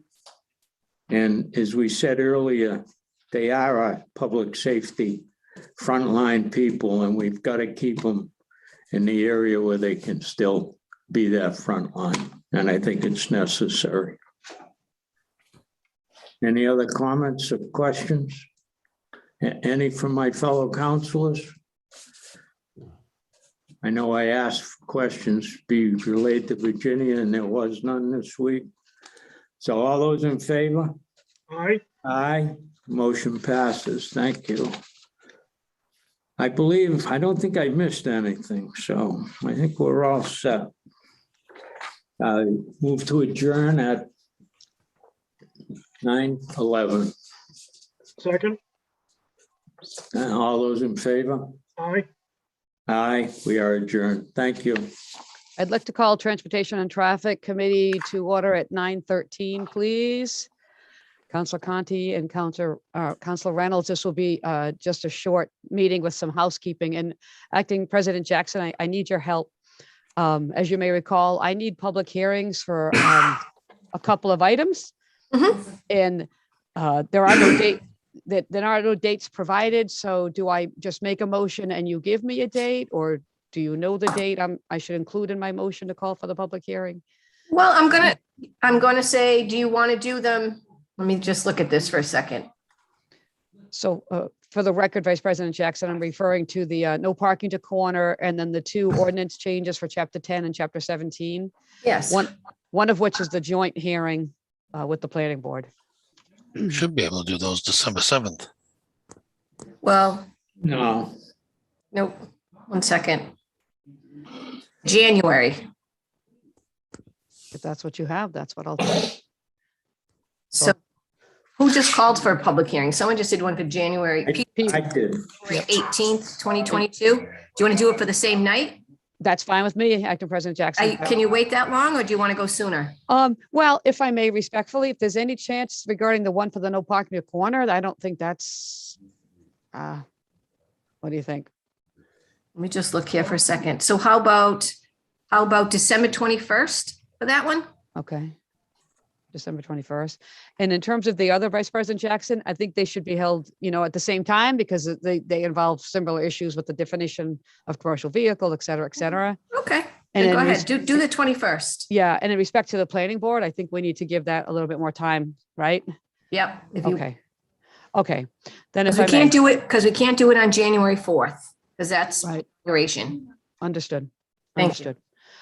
Then if I may, from the docket of November 16th, 2021, I entertain a motion to call for a public hearing on December 21st, 2021, regarding the amendment to section 10-5.2A of the revised ordinances of the city of Attleboro to extend the no parking to corner area from 25 to 100 feet on the southbound side of Frank Mossberg Drive at Extension Street. Second. Anybody have any comments, questions, concerns? All those in favor? Aye. Aye. All those opposed? A motion passes. Thank you. In regard, strike that, from the docket of November 16th, 2021, I entertain a motion to call for a public hearing on January 18th, 2022 regarding the proposed amendments to chapter 10 -5.13 limited for commercial vehicles and trailers. Second the motion. Thank you. I wasn't going to read it. It's been a long meeting, so I'm going to defer the reading for the next meeting. Any comments, questions, or concerns? Well, we can't talk about it right now. So all those in favor? Aye. Aye. All right. Thank you. Anybody opposed? Okay, 2022. Next up, from the docket of November 16th, 2021, I entertain a motion to call for a public hearing on January 18th, 2022 in regard to the proposed amendments to chapter 17 zoning amendment to 17-3.3. Second. Okay. All those in favor? Aye. Aye. Motion passes. Thank you. And finally, Councilor Reynolds, if I may, the Traffic Study Commission met last week, and the item, one of the items on our agenda was your request to regarding to review the traffic and speeding concerns of the cut-through streets in South Attleboro. And the group was wondering, Sarah, if you had any additional information or particular residents that they should hear from or know about. And if you need time to think about that, Council Reynolds, you could just forward that information to the chair of the TSC. Okay, I'll do that. Okay. All right. Thank you, Sarah. Thank you. That concludes my items. Either one of you have any comments, questions, concerns about other items on the, okay. I do awesome. not. I just have a question. Is our traffic study now fully staffed? We have one member that is in Ty's committee, and when that member, Peter Connolly, is approved, we'll be back to 100%. Good. Thank you. For the moment, we will be losing somebody, however, at the end of the year, but for the moment, we'll be full. All right, then I'd like to entertain a motion to adjourn. Second. All those in favor? Aye. Thank you. Meeting's adjourned at 9:18. Thank you, and thank you, Acting Vice President Jackson. So I'd like to call the Capital Improvements and City Development Committee to order at 9:18. Sitting on this committee are Councilor Waterman and Councilor Dolan. I have just one item for you this evening. From the docket of December 7th, 2021, I entertain a motion to approve expending of funds and any future grant amendments related to the community planning grant to the city from the DHCD for $7,500. A point of order. Yes, I am reading 75,000. I'm sorry, did I say differently? I'm seeing 75,000. Did I say not 75? It is 75,000. Then I second it. Thank you. Second by Waterman. As you know, there is a downtown Attleboro action strategy book. And you can't see it because the lighting here is terrible. But this relates to the transit-oriented district vision. And the $75,000 is for the surveying for the public and the GATRA and all the players in the TOD. And there's no matching funds. And I highly endorse this completely, as I suspect we all do. So the motion's in order. Is there any discussion? Seeing none, I'll call for a vote. All in favor, say aye. Aye. Aye. Motion passes unanimously. That completes the business that I have to bring before you this evening. I'll entertain a motion to adjourn. Second. Thank you, Councilor Dolan. Motion's in order. All in favor, say aye. Aye. Aye. Motion passes unanimously. I declare the Capital Improvement City Development Committee adjourned at 9:20, a 2-minute meeting. Budget and appropriations is canceled tonight. However, we will be meeting at 6:30 on December 7th. We have a lot of motions that we'll be bringing out. I just wanted to make sure that Councilor Cobus was here as he's the vice chair. Thank you. Zoning and land use committees canceled this evening. I'd like to call License Committee to order at 9:21. I have a few motions and I'll try to be quick.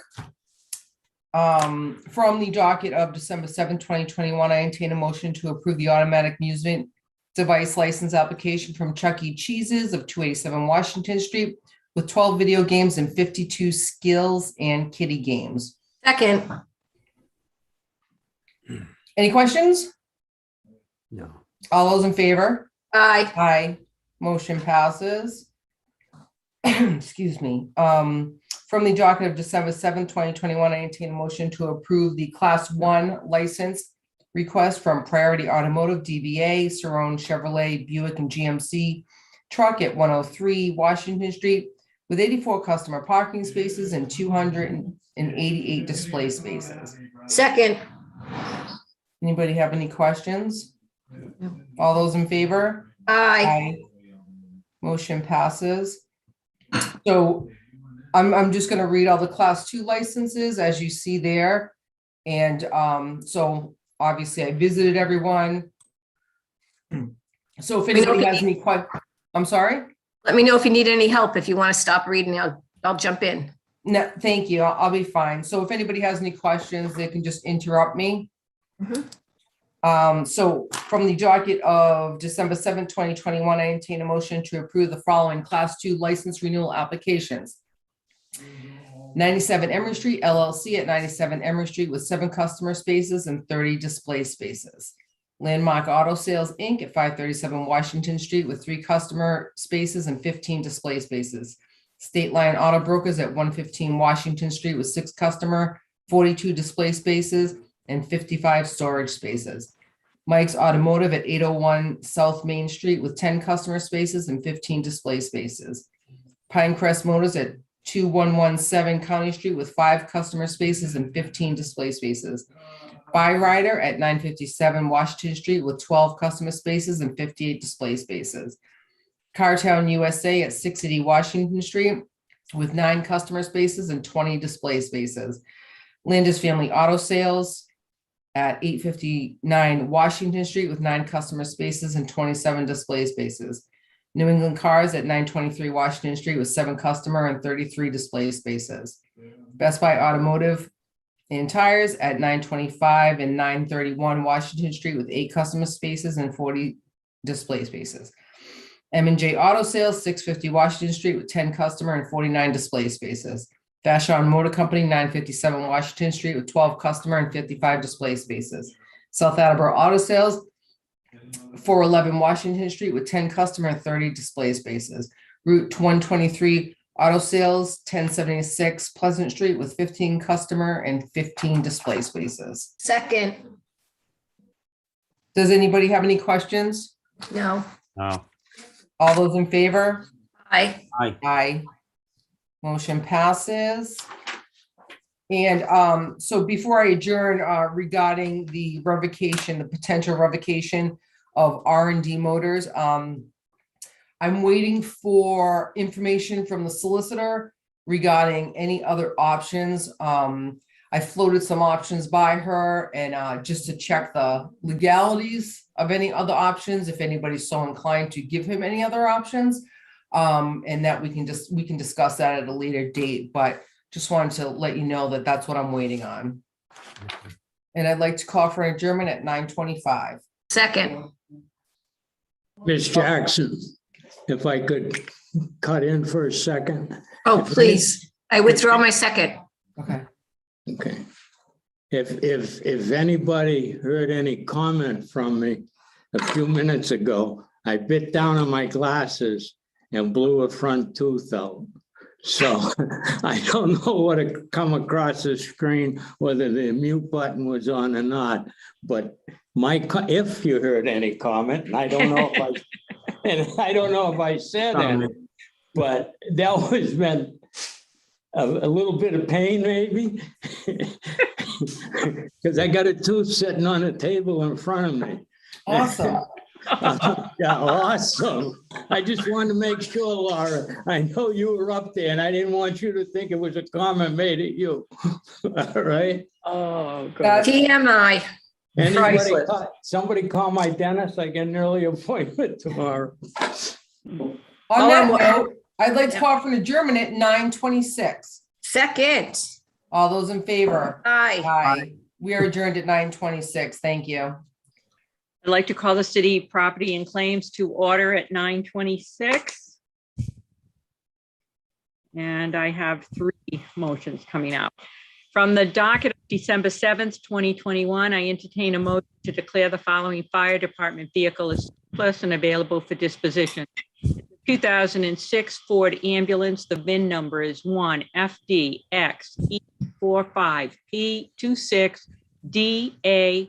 1FDX-E45P26DA50358. It has 100,000 miles on it. It's in average condition. Second, Thank you. Anybody have any concerns, questions? All those in favor? aye. That motion passes. From the docket of December 7th, 2021, I entertain a motion to declare the following clerk's office equipment as surplus and available for disposition. A Ricoh, Officio copier, MP 2852, ID number 1824. The condition is poor. Second, Any questions, concerns? I think it's pretty straightforward. Okay, all those in favor? aye. Thank you. I'm in favor and Peter is like resting. So that passes along with from the first docket. So actually, I think I have 3. Oh my goodness, I do have 3 things. 1, 2, 3, 4 things. Oh boy. Okay, from the docket of July 20th, 2021. Oh no, that's not right. Hang on. I wrote all over this today, so you'll have to forgive me. From the docket of November 3rd, 2020, I would entertain a motion to strike the following. The following wastewater department equipment as surplus and available for disposition. 6 portable 4 gas monitors, their condition is used. Second, Thank you. Any questions or concerns regarding that? Okay, that motion passes. So I have 3 of those, and now I would like to call to adjourn second, at 9:28 p.m. I call for an adjournment, and we are going to adjourn at 9:28. We are adjourned. Thank you. okay, I would like to call Ordinance Election Legislative Matters Committee to order at 9:28. myself, Counselor DeSimone, and Acting President Jackson. I have one motion this evening. From the docket of March 16, 2021, I entertain a motion to approve the following amendments to section 18-1.8 of the local wetlands protection ordinance. Second. Thank you. This has been a while, so it's been since March. We kept the public hearing for quite some time. There were some amendments that were suggested and brought before both Nick and Gary, and they did comment on that. So I would like to try to get this out of committee and then voted for in December, for the December 7th meeting. Agreed. Agreed. And Councilor Chair Holmes, forgive me. At the last meeting, I moved to amend, but then did we then withdraw it so it could be reviewed and considered? I forget what the amendment I proposed is. So you had, it was like a 2-page kind of changes, and then that's what Gary and Nick had into. And I do believe that we should try to get this done in committee so it's as complete as possible before the full council. Agreed. So I guess, Chair, do you need me to, I'm just trying to find the copies I had. I printed out. So I would propose, we can discuss this right now, Diana. I like the changes that they made. They were relatively minor. They made one important change to the exemptions sections because I was trying to do two things. Reduce the distance from 75 to 50 to make it a little bit, that was, less of a shock of a jump. But equally important, I heard a lot from property owners with concerns about what they can and can't do and appeal rights, which I appreciate. So by putting stuff in the exemptions, I wanted to give people more ability, if you will, to do some of the work that they seemingly intend to do and not have to go to Superior Court for an appeal if there's some issue with that. So the Concom changes that they made in that regard make perfect sense to me. So my question is, Chair Holmes, I would like to propose to amend based upon the version that was submitted by Nick and Gary as informed by the Conservation Commission. Second. Okay, thank you, Chair. And Diana, do we need to read the whole thing in at this point? I would probably read the additions that that you had made. So to the okay. and then the section 2 where you've made some changes. Understood. So please jump in if I omit. So in regard to section 18-1.8, the proposed amendment was originally for 75 feet. I moved to amend to maintain a 50-foot wide wetlands protection zone.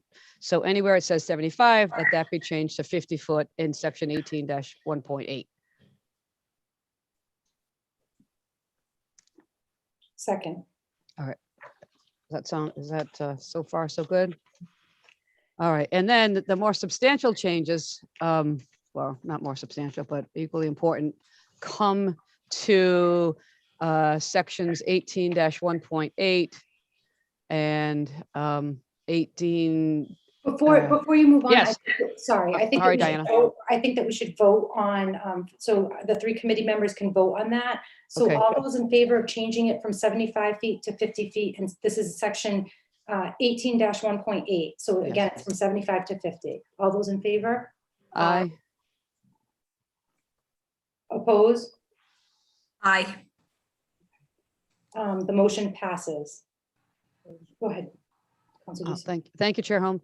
Chair Holmes, I move, I make a motion to amend the language proposed in section 18-1.8 in regard to permits and conditions of the Local Wetlands Act by inserting the following after 18-1.8C. Permits and conditions as follows. D, allow the applicant to alter the wetlands protection zone to conduct activities that are considered minor in nature if the Conservation Commission determines that the proposed work, including proposed mitigation, will have no significant adverse impacts upon the resource areas protected under this ordinance. Minor activities include, but are not limited to, 1, repairing or replacing an existing septic system. 2, installing unpaved pedestrian walkways.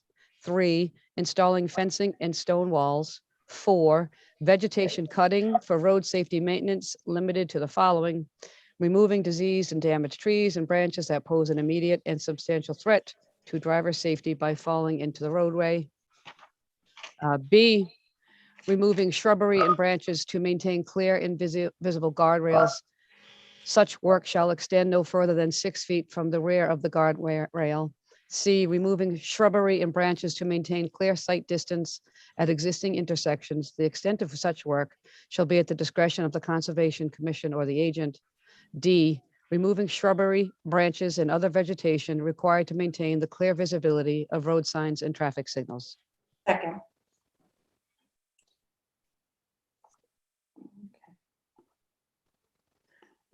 So Councilor DeSimone, do you want to just speak to this a little bit? What were your thoughts? Again, what I was trying to do is, what I basically did was, there was material previously in this section. I moved it into exemptions. And by moving it into the exempt category, it gives homeowners the opportunity to do more things under less scrutiny, if you will, by the Conservation Commission. So what I'm trying to do, there was a lot of talk, as we heard, about people were afraid, I can't do this, I can't do that. This gives them more things that they can do with less scrutiny, maintaining, again, the appeal rights before the Department of Environmental Protection versus the Superior Court. So basically here, Chair, I moved things and put them under the exempt category, which I hope makes it easier for homeowners if I understood what they were saying correctly. Okay, thank you. Councilor Blair? Excuse me if I lisp a little.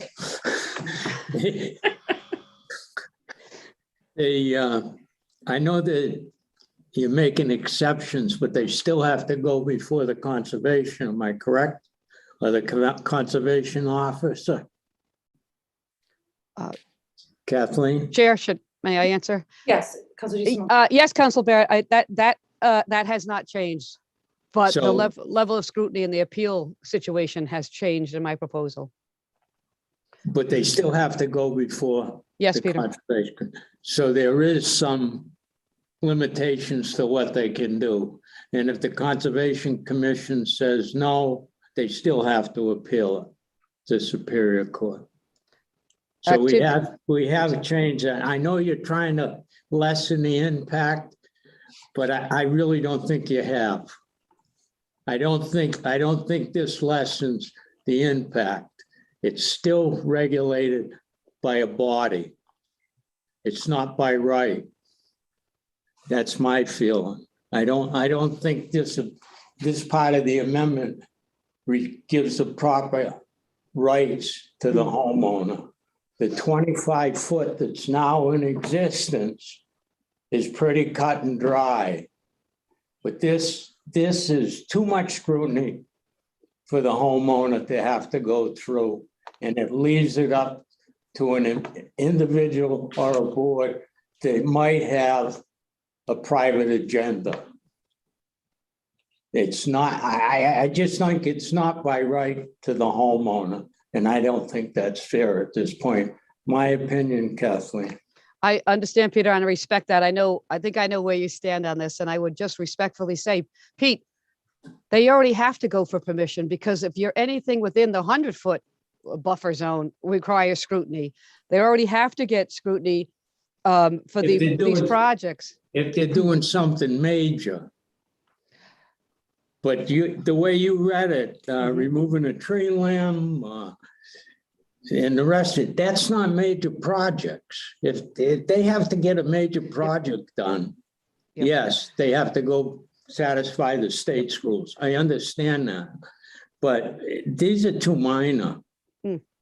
Peter, These if I may, too minor. if I may, Peter, just pause for a second, because when we get to the exemptions, you're going to see a big difference in what was proposed by the administration and what I'm proposing, because there's a lot more stuff allowed now that is exempt, that was not exempt before. It completely exempt. They don't have to get permission. Well, only what the way that Concom, the one change they made to my proposal is that they delineate, and we're getting ahead of ourselves because this is in the Okay, next. go ahead. I'm sorry. Okay. So just- anyone else I'm sorry, commenting Chair. on this? That's okay. Thank you, both councilors. Council Waterman, did you have a comment? I do. Counselor DeSimone. So you had, before Peter spoke, you said that you had moved some items to Yes. exemptions. Yes. A lot of people may be watching this. Can you, at this time, Counselor Holmes, can she tell us what some of those things are that you moved to exemptions? So that everybody. The next amendment is going to be Yes. clarifying that. Yes. Okay, thank you. Yeah.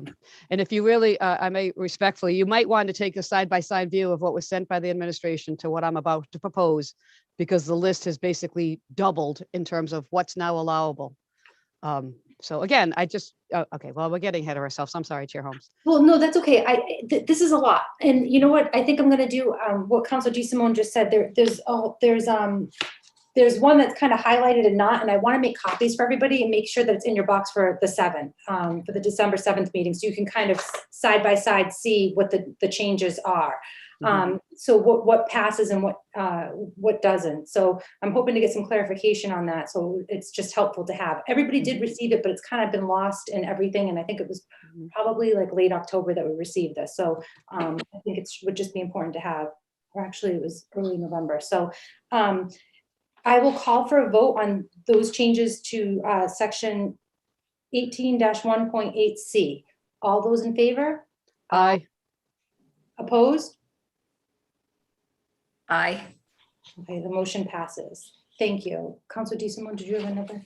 Yes. So I think the only other changes that I have proposed and that were revised slightly by Concom, that's the version I'm going to read right now. And they pertained, I move to amend section 18-1.8 permits and conditions of the Local Wetlands Protection Act by inserting 18-1.8.1 exemptions as follows. Provided appropriate erosion and sedimentation controls are implemented as needed, the following activities shall be exempt from the provisions herein.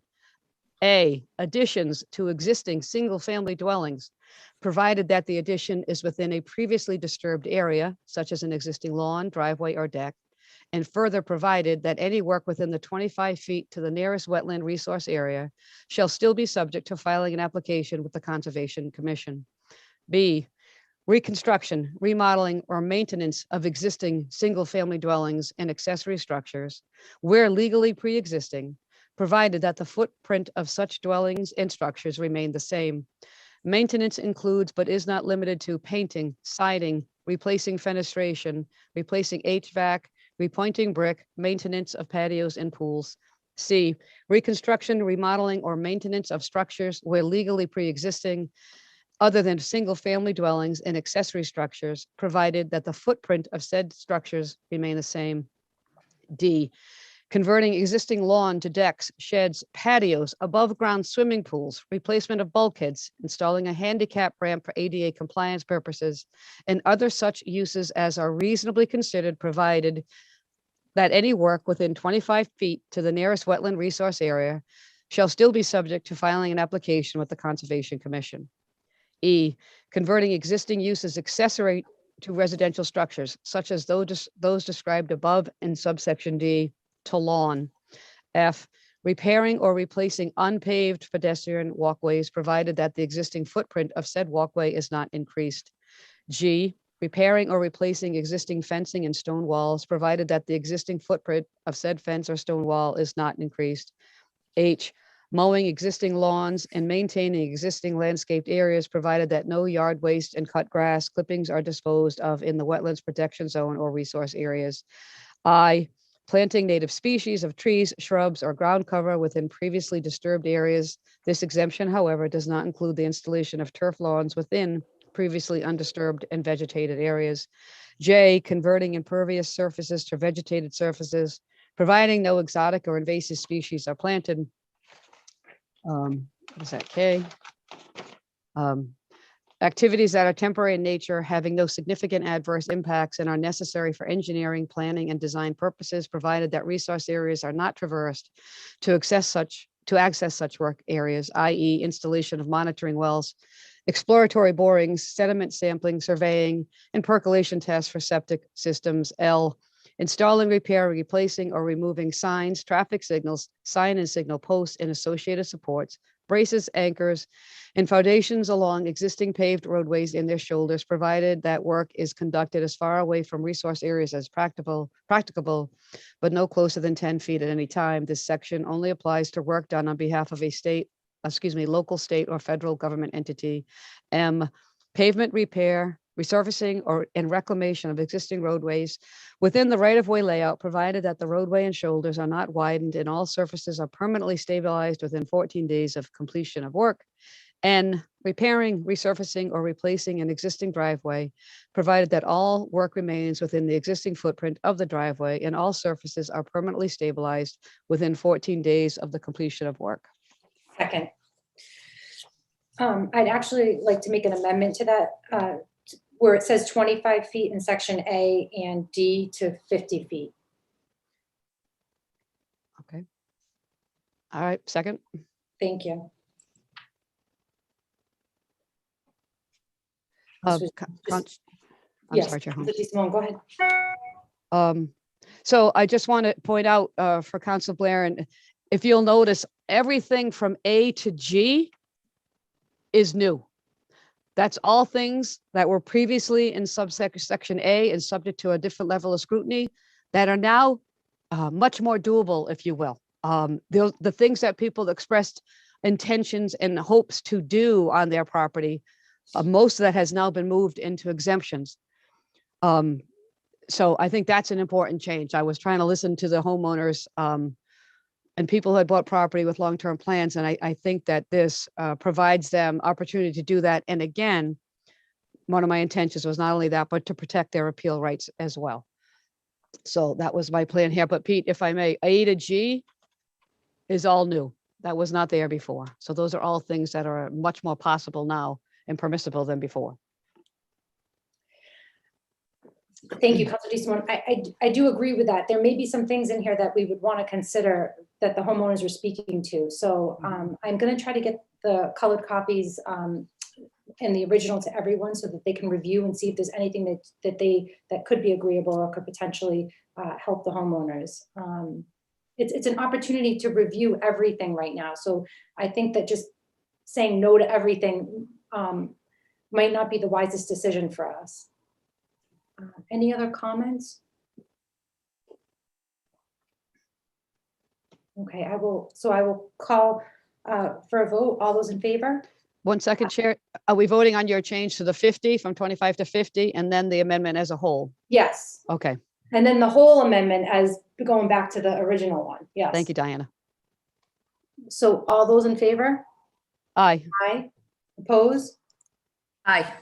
Okay, the motion passes. Thank you. So now this is going, everything that we just made changes to is going to the original motion. As it pertains to 18-1.8.1. Yes. Okay. We can have more discussion, of course, into the full committee or full council next week, but I'll call for a vote right now for that. All those in favor? Aye. Aye. Opposed? Aye. Okay, the motion will go to the full council on the 7th. That concludes that business. I am in contact with George Spatcher about the redistricting, and he was telling me that it's been a nightmare. Some communities had 9 areas, like how we have that 3A, 3B. Quincy had 9 of them, and the state was able to make some adjustments, and they're down to 1. So he's still in communication with the Secretary of State right now to try to see if we can work that out. So it's not making it, we don't want to make it challenging for anybody to be voting or anything like that. So I will be in touch with him, and I will let you know. I already voted it out of committee, so I don't even know if I'm supposed to give you an update, but I'm hoping to kind of have that information on the 7th, basically. Councilor Reynolds? So Mr. Spatcher is looking at the Ward 3, but also what was going on in Ward 4? Because sections of Ward 4 that were actually switching from B to A or A to B. He's not looking at it's only in terms of the state rep and the city council. The only 3A and 3B right now is what he is focusing on. Okay. Yeah. Yeah, I would suggest he looks at both of them.